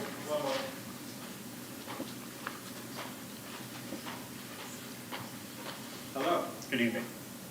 So, I just wanted to echo the sentiments of the other. Pardon? Have you filled out a card? I will fill it out. Okay. Come a little closer to the Sure. mic My and name's just give Alan. your name. Alan And your last name? Lipwitz. Thank you. Go ahead, sir. Thank you. So I just wanted to echo the sentiments of all the other speakers. They made some fantastic points. They seem to be very well researched and well prepared. And they touched on a lot of really key and important issues in this matter. Ranked choice voting seems like a really compelling option. I haven't delved deeply into it, but from what I've heard and some of the key points made by Dr. Payne and other individuals, it seems like a very reasonable option, very feasible economically, and it seems to capture individuals' interests much more equitably than, say, when you have it fragmented to the point where somebody with 23% wins, and then they're the voice of everybody else.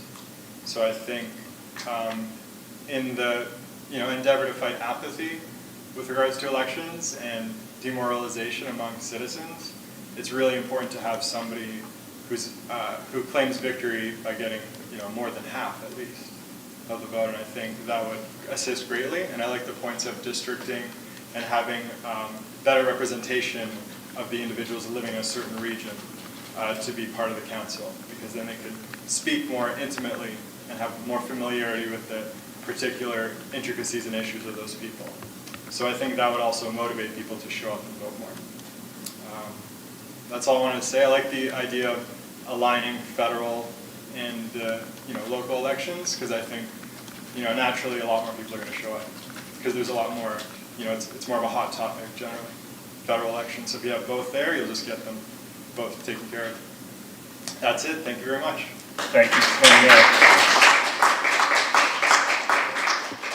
Ms. Cole? Yes.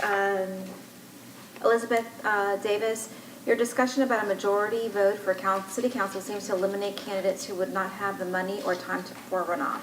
This is not a step for equality and fairness for all people to run for office on principles, strategy, and values, not just money. With our citywide elections and 85,000 plus voters, we should keep our election system as is, open to as many candidates as possible, and the winner with the most votes wins. Please settle this now, and let's move on to bigger issues for the city. Okay. Anyone else to speak? All right, then I'm going to close public comment. This is frankly why I wanted to wait until tonight to have the discussion, because I believe that we were going to have a microcosm of our population come out tonight and give their opinion. It has been stated, but I want to make it perfectly clear. We do these things in one of two ways, either through our Charter Review Committee, which ultimately comes to the city councils, and then they make a decision whether to put something on the ballot, or the city council can put something directly on the ballot. But I think it is critical that everybody understands that whatever decision is made by the council is only a decision to put something on the ballot. Ultimately, the citizens of Clearwater are going to make that decision. And if we make a decision tonight or into the near future to make a change, it will most likely go on the ballot in March. I've lived through probably 5 now charter review committees, and we'll have another one in 2023. So that any decisions made there will occur on 2024 election. We review our charter more frequently than most cities. Frankly, I think too often. Our charter is our constitution, And to review it every 4 years, I think is too frequent. But I appreciate the diversity of all of the comments this evening. And I am going to lead off because I've done an awful lot of research, not only with Dr. Payne, but independently. And I've talked to officials up in Maine, which is a state where they are using ranked choice voting. I've had people call me that are Democrats and Republicans with different viewpoints. I had one Republican go crazy and say that it's only being used in liberal areas, which isn't true. The state of Utah has ranked choice voting in many cities, and I've talked to public officials there as well. So that's a false narrative, and I just want people to know that. I do think it is important that we get a better consensus on who the representatives are for your city. I do believe that having a primary and then a general election is more onerous. I will remind everybody, it happens on very many levels of our government. The county, the state, and federal elections. So it is not like it is unusual. It happens at all those different levels of government. But I think the ranked choice voting is the better way to go. I think it reduces the cost to people to run. I think it is easy for people to understand once they get to see it in action. And I do believe that we can be a leader in the state, and we can move the needle to maybe allow it throughout this entire state by Clearwater making a move. As far as moving elections, I think that is another issue. If we had moved to a primary and a general, and I don't know that that's not what we'll do, we're going to have more discussion, but I will say that would be in August and then November, generally. And you will be overshadowed on a local basis. You talk about it being difficult to raise money for a campaign. When you do that, you are then competing with county, state, and federal races. And I'd say the most important level of government to everybody is the level you're sitting in right now. We affect your lives on a daily basis. You want clean water, you want your garbage picked up, you want our chief to make certain that we have good protection, that if you have a fire or a medical emergency, doggone it, we're there to take care of it. So I think that's a real issue. I think it's important. I would be concerned about moving the elections, but I think we ought to go for the ranked choice voting.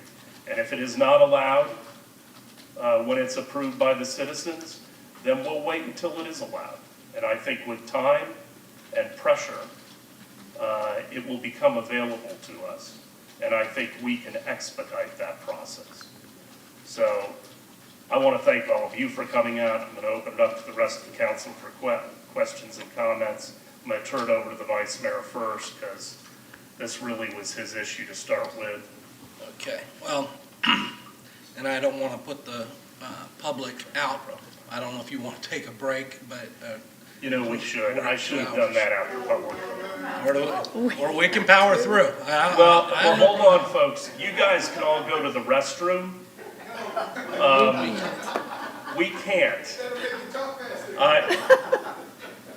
Let us just take a 5-minute break, okay, and we'll be right back. But we have a rule that we stop every 2 hours, and I was caught up in the moment. So we'll take a 5-minute recess till 8:14.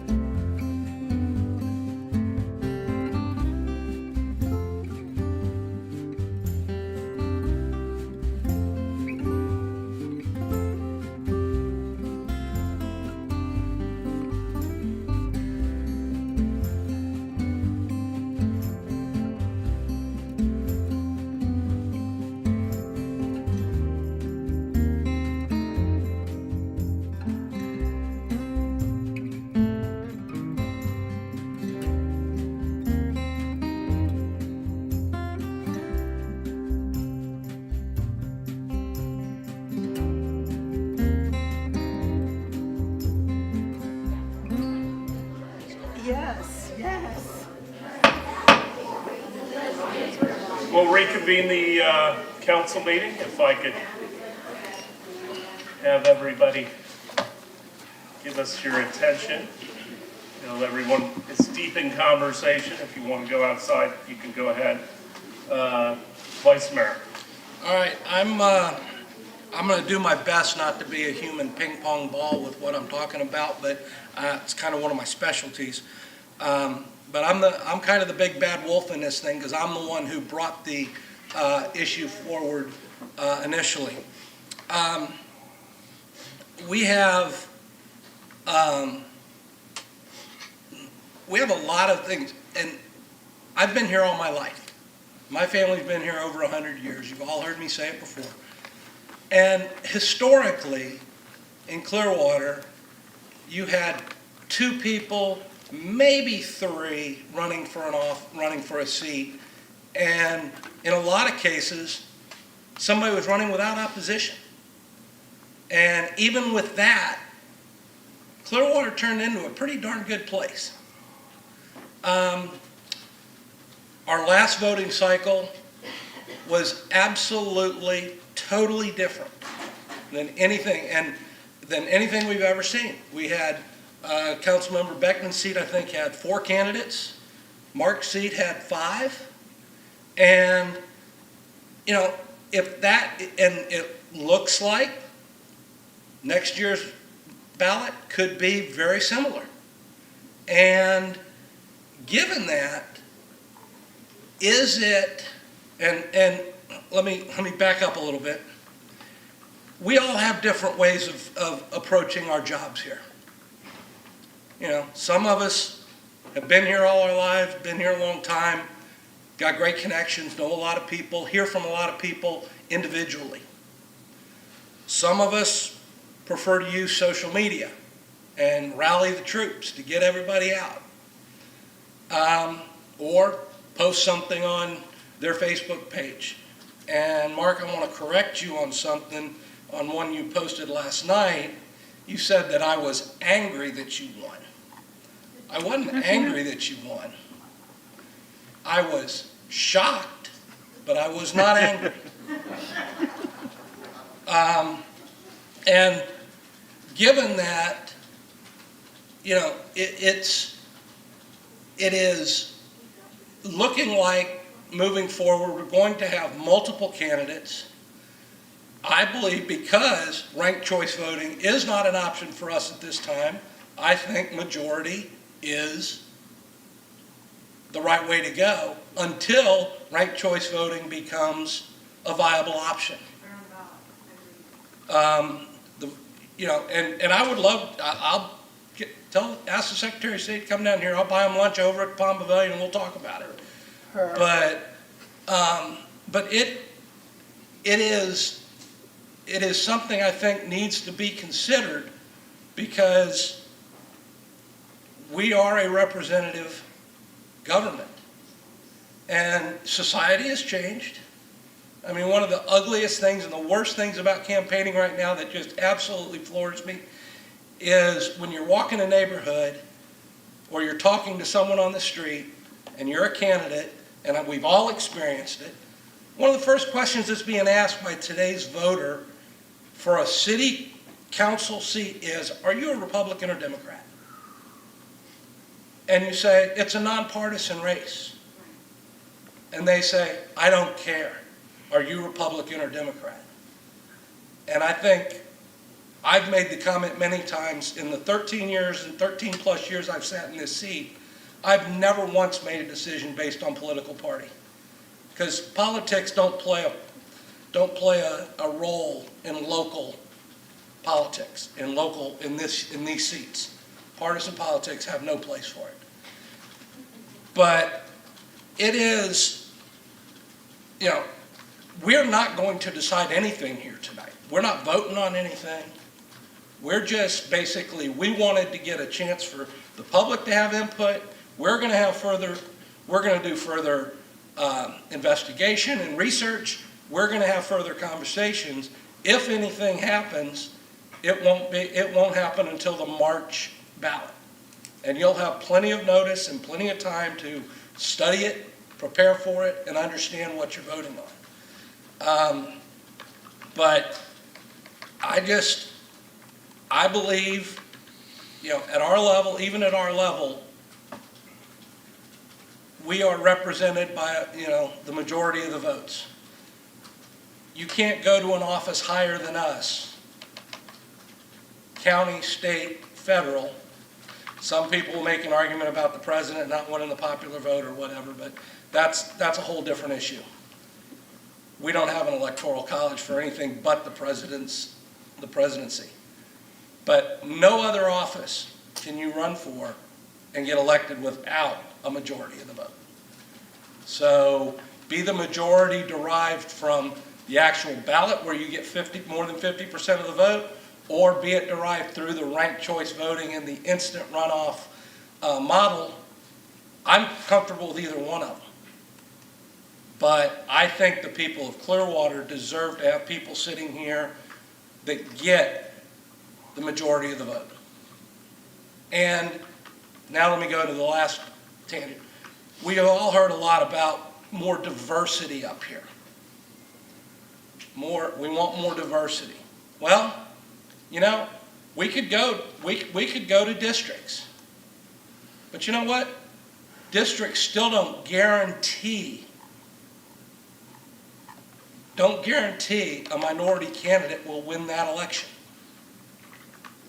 And the only way you can guarantee an African American or Hispanic candidate to be on this would be to change our charter and say seat number 2 must be from an African American, must be an African American. Seat number 3 must be a Hispanic. And guess what? That's illegal. We can't do that. So to me, the definition, it's not about diversity. I think back to one of the most brilliant people in the history of our country, Martin Luther King, when he said, "Judge a man by the content of his character, not by the color of their skin." So having somebody of color up here isn't what I'm looking for. I'm looking for people with the right character. I vote for people whose diversity exists between their ears, in their brains, in their life, in their actions, in their thoughts, and in their decision process. Those are the people I vote for. That's where diversity comes into play for me. And it's not just about having someone of color, someone's ethnicity, someone's gender sitting in these seats. It's who's the best candidate, who, by researching your candidates, knowing your candidates, and deciding which ones you think best represent your process and your thoughts and your feelings, that's how you vote. Not based on color of skin, not based on their ethnicity, not based on gender, period. So that is why, folks, you had your time to speak. There's been our reference time to speak now. There's been reference You're out of order. There's been reference to the good old boy club. Well, I'm sorry, but you know what? The good old boy club, when you say good old boy club, you're basically talking about the business leaders of this community. People that are successful, have good businesses, good business sense, and are willing to support candidates that they know have the right mindset for them. I mean, I can tell you, and this is probably a very low estimate, and I'm going to use the Palm Pavilion as an example. The Palm Pavilion over the course of 1 year pays the city of Clearwater in taxes and fees probably 50 times what the average homeowner in Clearwater pays. And guess what? The Palm Pavilion doesn't have a vote. So the owners of the Palm Pavilion, the owners of successful businesses in Clearwater, support the candidates that they feel build a good, strong business community. And if you don't have a strong business community, you don't have a strong community. That's a guarantee. So, you know, to say, how about income? That's not an issue.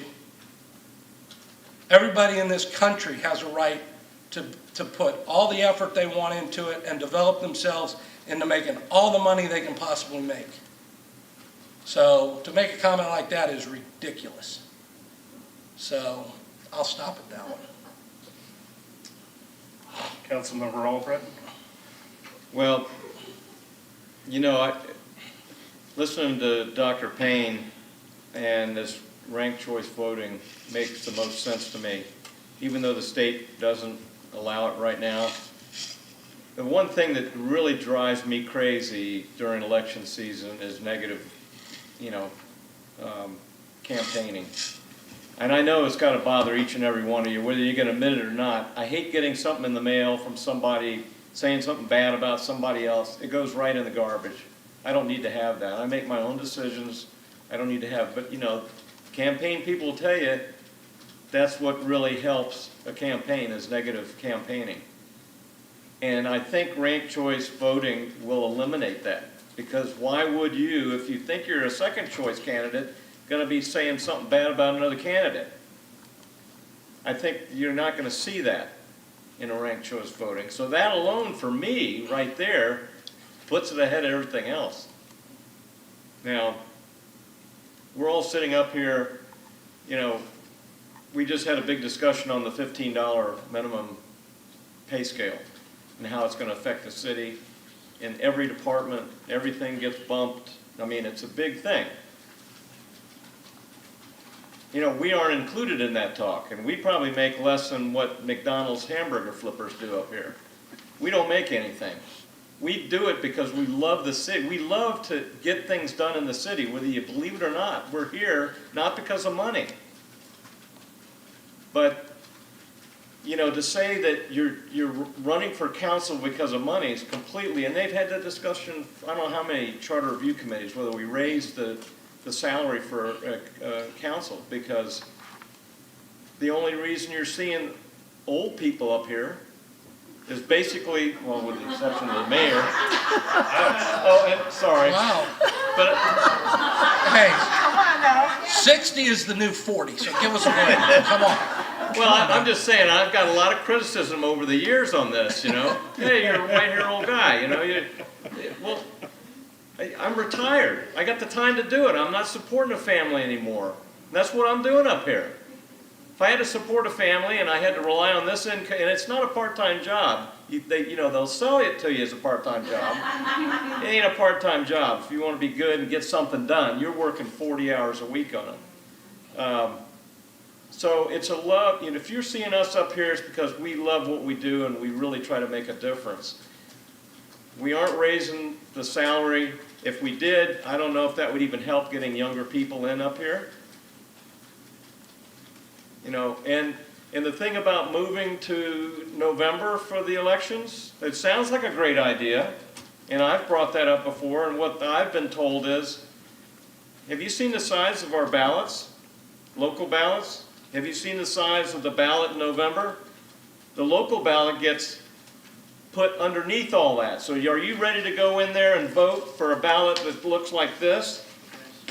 It won't happen. By the time people get down to the local thing, they just say, ah, to heck with it, and they throw it in. Nobody gets voted on anything. You may have a bigger turnout, but you're not going to get the votes. So, anyway, that's all I got to say about it. Councilmember Bonner. First, Hoyt, I'm happy that you're following me on Facebook. No problem. I do have to say, though, that I didn't say you were angry. In inviting people to come and talk tonight, I said, Hoyt Hamilton has been upset that I won with 27% of the vote in my 5-person race. So I didn't mean to imply you were angry, but just that you didn't like the results of that. And I understand that. You said, Kathleen, did you win with 48 or 49%? Close to 49. Sure. I think it was 49 Yeah. something. So whether it was my race or her race, we both have to spend more money for a runoff. And that is a key issue. I find it, yeah, I'm the guy who brings up good old boys. I do. I find it ironic that you say the Palm Pavilion doesn't have a vote. You're that vote. I'm the vote as a homeowner in Clearwater. My business doesn't get a vote. I'm the voter as a homeowner that lives in Clearwater and pays my taxes in the city of Clearwater. The Palm Pavilion does not have a vote. It doesn't, businesses don't get to vote. I heard a direct quote that you gave to somebody else that contradicts that, but I won't repeat it now. Please do, because I guarantee I haven't contradicted that a business has a vote.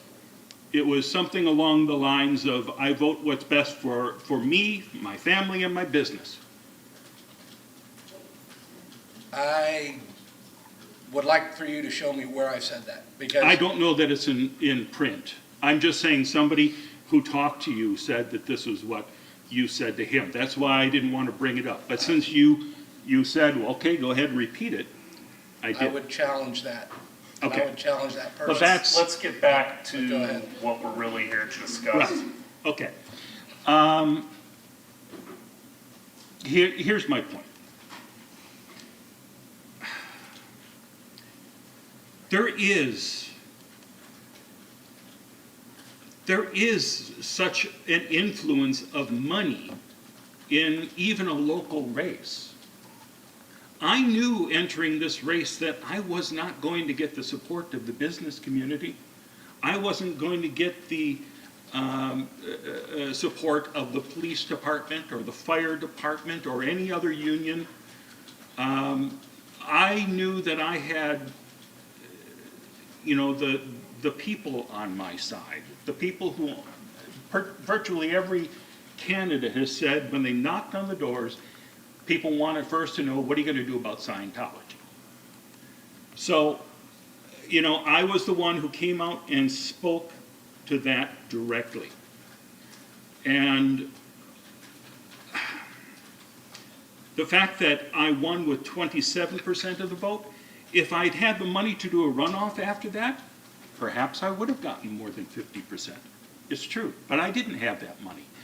I was so outspent by other candidates I was up against that had far more money than I had, that had the business community behind them, that had the ability to do a runoff and just swamp me with mailers and ads. And in fact, I was able to send out one mailer for my campaign to a very limited number of people, while I saw other well-heeled candidates sending me things several times a week. And in the last mailer that one of the candidates sent out, he even stole my campaign slogan of the clear choice. Okay.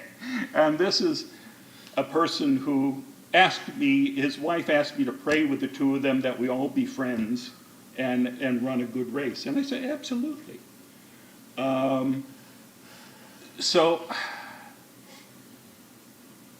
yeah, I didn't have 50%, but I don't think I should be disqualified from having a shot at that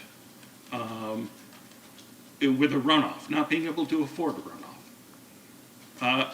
So in that way, folks who do not have a lot of money but have passion are at a great disadvantage.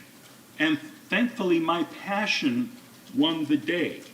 And my passion is because I've been helping people abused and defrauded by Scientology for more than 20 years, and people saw that there was a truth and validity to that. And I try to bring that passion to everything else that I'm doing here as well.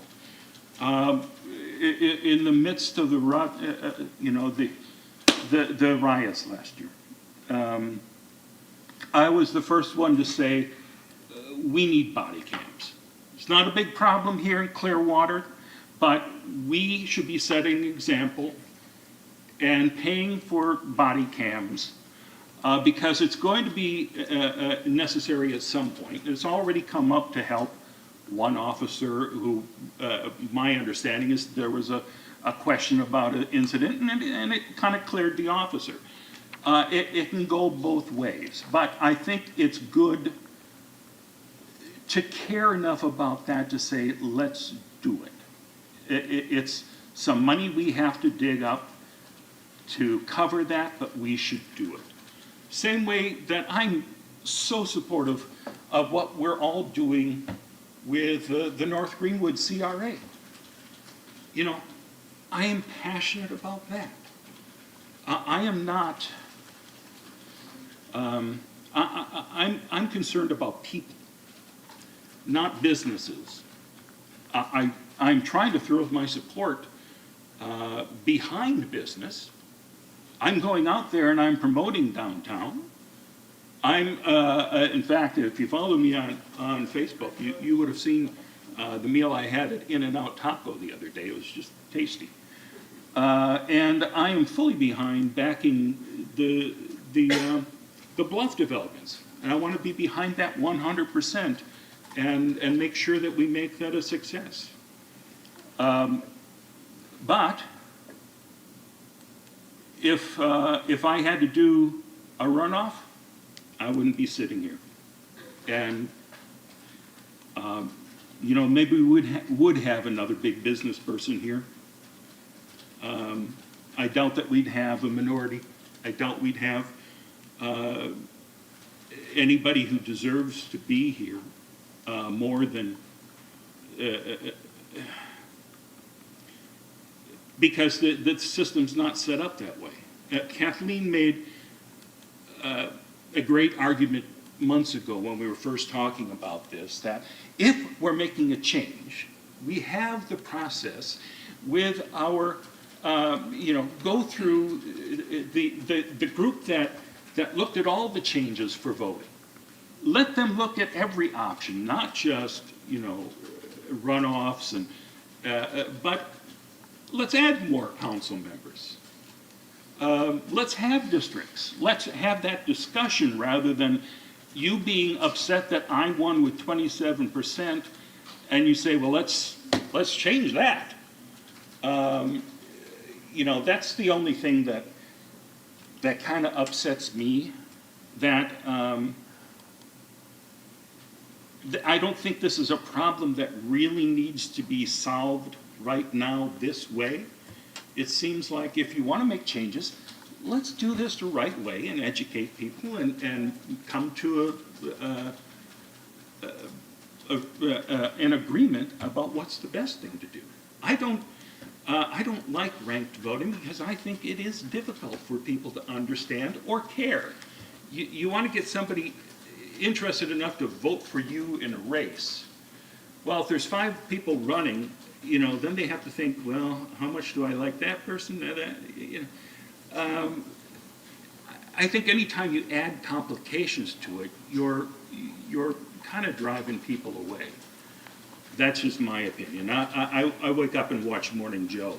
This morning they were talking about how ranked voting is going on in New York now for the mayor's race, and what a nightmare that's going to be, because it's going to take them months to figure out who actually won, because the computer systems can't handle it. So it's all being done in hand counts. You put things in baskets, and so it's going to be a nightmare.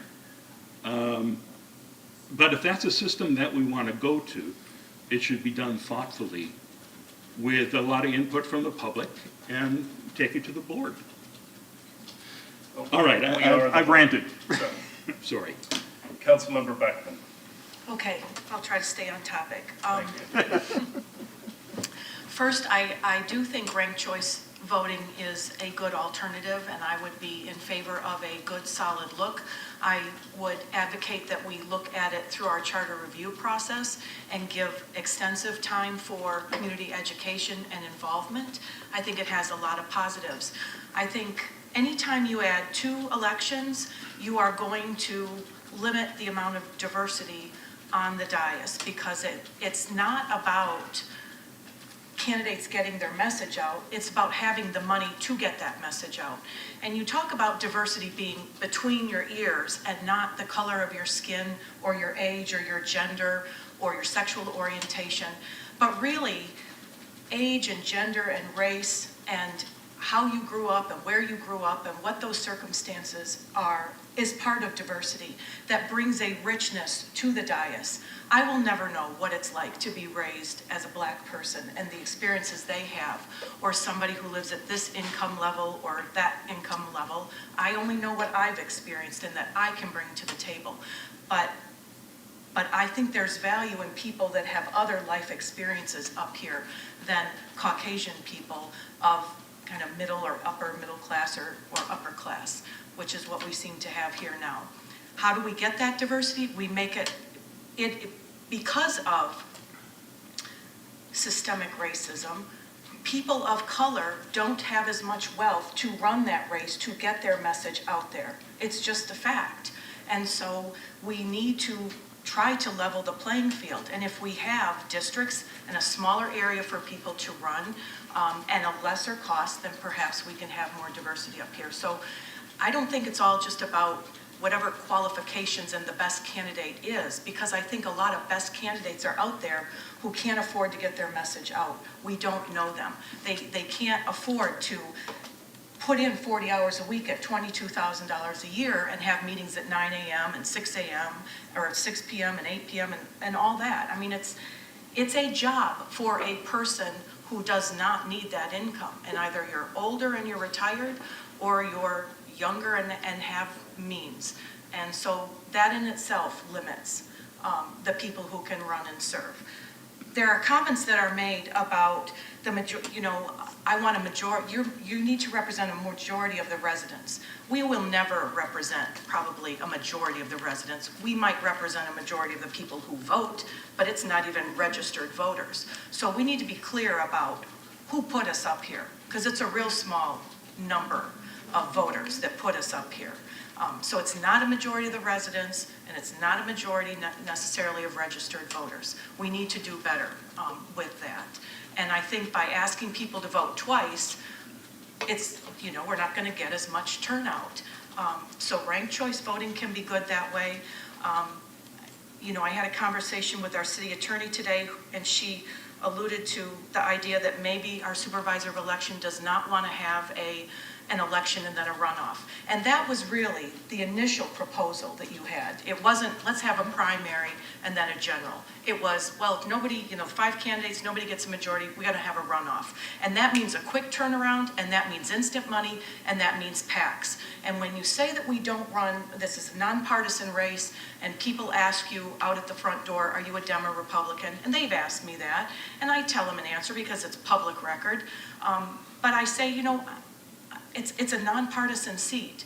But if you think that primarily Republican PACs at the state level aren't funneling down into our local elections, take a look at the filings, the financial filings. So there are, PACs that contribute to candidates who run and win up here. And that's just a public record fact as well.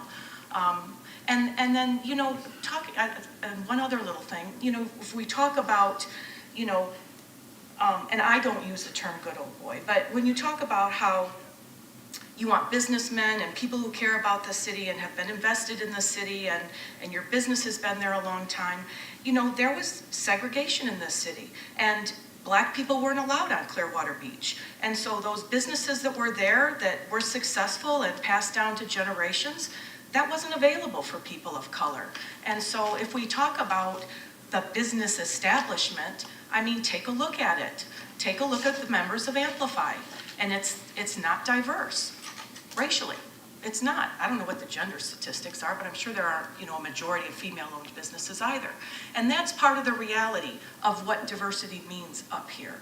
And to try to make it easier for diverse people, high qualified, diverse people who might not have the means to run and win and represent their life experiences up here is valuable. And I think I stated it as one of my goals. As far as I know, I'm one of the only people up here who stated, what are my goals up here about representation in our election? So I've laid it out there. I think ranked choice voting can fit that. I do not think a general and runoff will fit those goals because it's more expensive.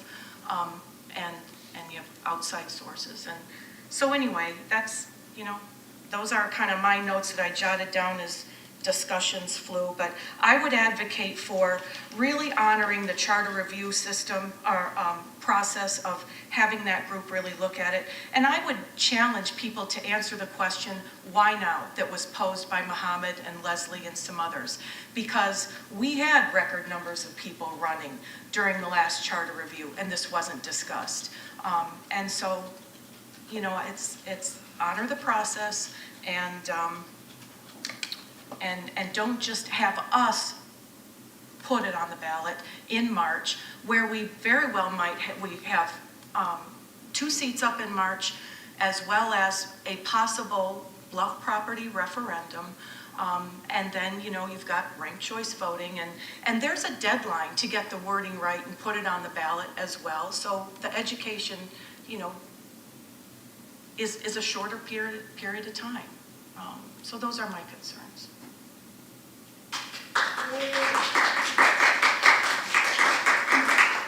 Well, I was hoping that we would get to a resolution tonight, so we wouldn't make a decision. I really anticipated that we would have a vote. And really the choices are status quo, move to a primary in general, or go ahead and put on the ballot the ranked choice voting that will have to potentially sit on a shelf until the Secretary of State makes a decision to allow it within the state. But I was hoping to get resolution. I don't completely agree with you, Councilmember Beckman. Part of the process is we can put something on the ballot without going through charter review. As I said, I've been through 5 or 6 charter reviews, so this is not my first rodeo. And I understand the processes, and that is part of our charter, is it not? Yes, sir. Madam Attorney, thank you. But I don't know that we're going to get to a consensus tonight, is what I'm feeling. And I can't make a motion. So I would make a motion to put ranked choice voting on the ballot in March. I think it is the right way to go. I think we can lead in the county and state. But I have to have a motion and a I'll second. make that motion, Mr. Mayor. Do I have a second? I'll second it for discussion. Question. Okay. The ranked choice voting, if it were to be approved, it would be in effect for the 24 election, if the Secretary of State approves it. If it's not approved, do we stay status quo, or do we?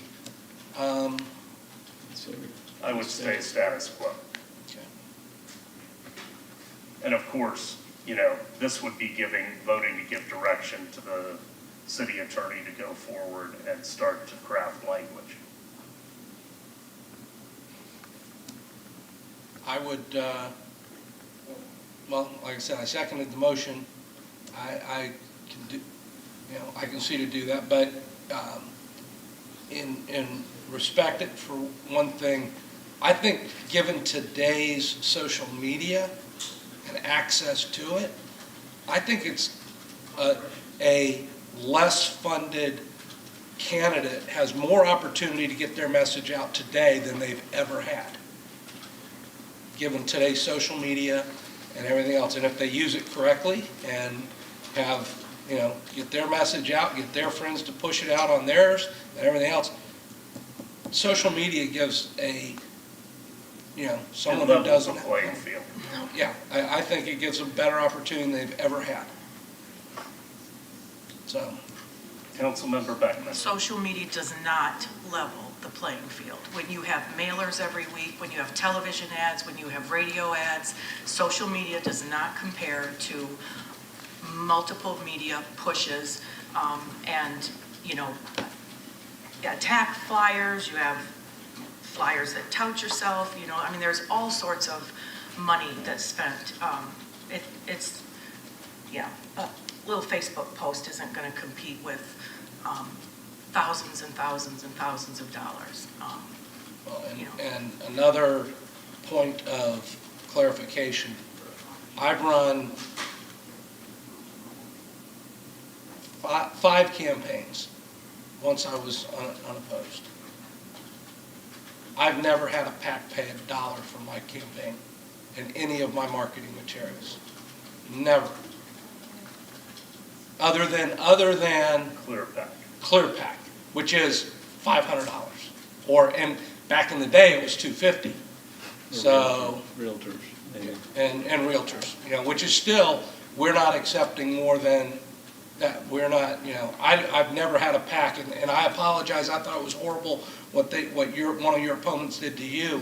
I've never had a PAC put together a hit piece against one of my opponents. I've never wanted one, and I've never had one. So. Well, if we're having a discussion, I mean, what do you think about, what is the hesitation with allowing, in the spring, summer of 2023 to, make this a task for the Charter Review Committee to take this up and have a full, all-out educational engagement with residents and let that process play out? Well, because I think we can start education once we've made a decision to put it on the ballot. First of all, you're going to have to reconvene a Charter Review Committee. It's a discussion. If you want to win mayor, you can run the meetings. No, but you found Robert's rules, I'm just wondering if someone seconds the motion, they're going to call the voter. Excuse me. So first of all, we would have to call a Charter Review Committee. Well, no, during its regular Charter Review scheduled time. Which is 23. Right. So it would be 24 until we would do this. March of 24? Correct. So it wouldn't take effect until 26. Whereas ultimately, the Charter Review Committee always makes a recommendation to the City Council. The City Council can either accept or reject. And then the process starts on crafting the language. Whereas if we put this on the ballot and make that decision, this is not difficult language for the city attorney's office to craft, then we can have now to March of 2022 to be doing education in the public. And, it was said that this is a difficult voting system. I think our citizens are smart enough to figure it out. And if they don't want to vote for 3 candidates or however many, they just vote for the one. But I credit them with the intelligence to figure out ranked choice voting. And us making a move also allows us to approach the Secretary of State and start to, I don't want to say apply pressure, but potentially show that there's support for moving forward with cities that want to follow this course. Nobody has to. It's a community by community decision. I think that's valuable. I agree. I think those are valid points. To be upfront, we're reaching out to our residents for feedback about our new city manager, about our comprehensive plan, about our strategic plan in these next few months, about Greenprint. There's a lot of asks and engagement with citizens, which I'm all for. But then we also put on that, we have, information or education about ranked choice voting. I'm okay with that. I like the idea that we have, we would take a leadership position in putting more pressure on the state. As long as, if it does not pass, we revert to our plurality the way it is. Is that correct? I'm proposing status quo. Should the voters decide that they don't want to support this, and obviously that we don't have the Secretary of State's blessing. But this solves your issue of not wanting to have a primary and a general. It does. I know it does. So this is what's called compromise. And I know what compromise is. I know you I've been do, there but before. I think this is an opportunity for all of us to compromise. I know. Well, and find a middle ground. And to be clear then, as you craft the language, as language gets crafted and put before us, those are always times when we can say, no, I've had citizens show up and say, no way, I don't want it. So there are, just because we vote yes today on giving you the okay to craft language does not mean Still have to it's a approve done the deal. language. Correct. So This we is can- a step. Twice. And it's 2 readings. And when do we have to, by October, we have to have all this No, we need to have it adopted by December. to put on the March? Yes. Now, we said October before, but that was to start drafting of the referendum, the other referendum. Okay. So if we do this now, then I can do it now. Oh, that's right, we're before. Right, we have plenty of time. And she's bored, she wants another task. I'm being facetious. She's got- Oh, yeah, he She's is. got a full plate. You got senioritis. Councilmember Bunker, you have anything to add? No, I did want to apologize to Hoyt and to everyone for losing my cool. I didn't mean to be personally attacking anyone. All right, any other comments? I have a motion and a second. All in favor? Aye. Aye. Aye. Councilmember Bunker, I can't hear you. Nay. Nay. The motion passes 4-1 with Councilmember Bunker in opposition. All right, thank you all for coming out tonight.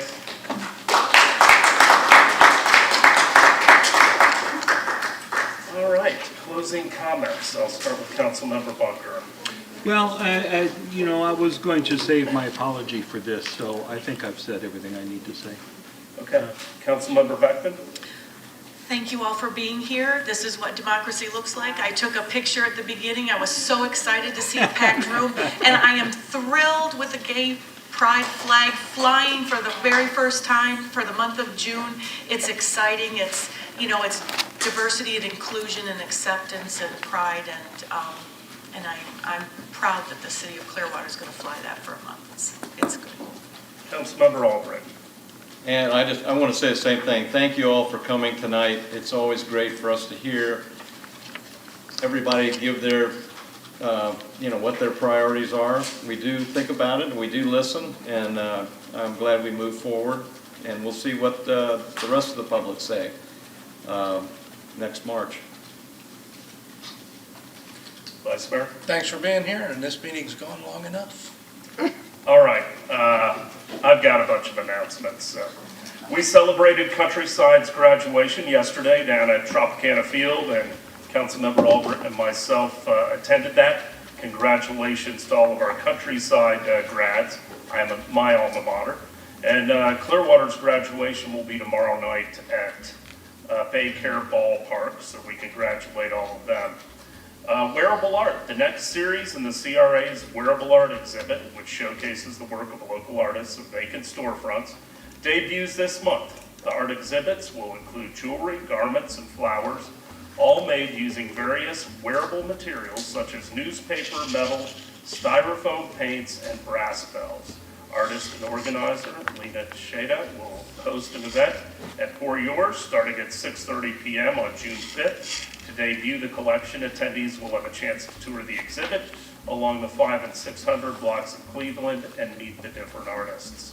The city's Clearwater Planning and Development Department has several opportunities to participate in the city's comprehensive plan update project called Clearwater 2045. The public is invited to join in a small group community conversation which will be held virtually on Zoom. We want to hear what will be important to you for Clearwater in the next 20 years. Please invite a friend or a neighbor and sign up to tell us what you think. The department is also holding a photo contest where contestants can win a $100 gift card to a local business by sharing pictures of places and things you think are uniquely Clearwater. To sign up for a community conversation event, enter a photo, and vote your favorite uniquely Clearwater submission, visit www.clearwater2045.com. The CRA Clearwater Story Walk. The CRA Clearwater Library System and the Sustainability Division have launched Clearwater Story Walk in downtown Clearwater this summer. A story walk is a program that places pages of children's books in storefront windows and kiosks throughout downtown. Beginning June 5th, participants can take a self-guided outdoor walking tour that displays pages of a children's book, with a new book debuting each month along the walking route. The 3 books selected in the Clearwater Story Walk all have an environmental and wellness focus for children. The first, Lola Plants a Garden, will be on display from June 1st to June 30th. The outdoor walking route runs from Clearwater Main Library along Osceola Avenue, down and back, and then up Cleveland Street. The total route is less than 1 mile. There is free parking at the Clearwater Story Walk starting point at the Clearwater Main Library, 100 North Osceola Avenue. Our city manager selection process. The selection process update. City Council narrowed our list of city manager candidates to 3 in May. Those 3 are coming into town in a couple of weeks for an in-person interview and meetings. Community forum, we will hold that meeting at 5:30 p.m. Tuesday, June 15th at Ruth Eckerd Hall. This is an important position for the city, and we encourage you to be a part of that selection process. And then city manager candidate interviews. The city council will have public interviews of the 3 finalists here in council chambers at 8:30 a.m. on Wednesday, June 16th. Those will be open to the public, but they will not be televised. They will start at 8:30 a.m. and they will end just before noon. At noon, we will have a televised public meeting where we will discuss the candidates and hopefully make a selection. Clearwater Fire and Rescue Beach Lifeguards are offering 2 summer camps for junior lifeguards this summer. The first camp is June 14th through the 18th and is for all ages 8 to 12. The second camp is June 21st through the 25th and is for ages 13 to 16. Each camp runs from 10 a.m. to 3 p.m., costs $150 per child, and is offered on Clearwater Beach. Junior lifeguards will work alongside lifeguards and learn first aid, CPR, and how to rescue and treat swimmers in distress. They will also get to see a presentation from the Clearwater Marine Aquarium on the many kinds of marine life that call the beach home. Camp participants must be able to swim 100 yards, unassisted, tread water for 5 minutes, and swim underwater for 10 feet. Testing, registration forms, and payment are due before the start of camps. Information can be found at myclearwater.com. Market Marie. Mark your calendars. The next Market Marie will be in downtown on Saturday, June 12th from 10 to 4 p.m. The market will be located at 710 Court Street and will feature a variety of local vendors. Come by from local vendors and check out the beautiful new mural by artist Das while you are there. If you haven't seen that, that's right at Court and Myrtle. I also want to thank the entire council for being at the Memorial Day service and thank the Clearwater Veterans Alliance for all they did to make that happen. Be there for the wearable art. Also, Saturday, June 12th is the Look Up Clearwater Gospel Fest at Crest Lake Park. That's starting at 2 p.m. until 8 p.m. And we hope you all participate in the city manager search. With that, my voice is shot. God bless you. We are adjourned.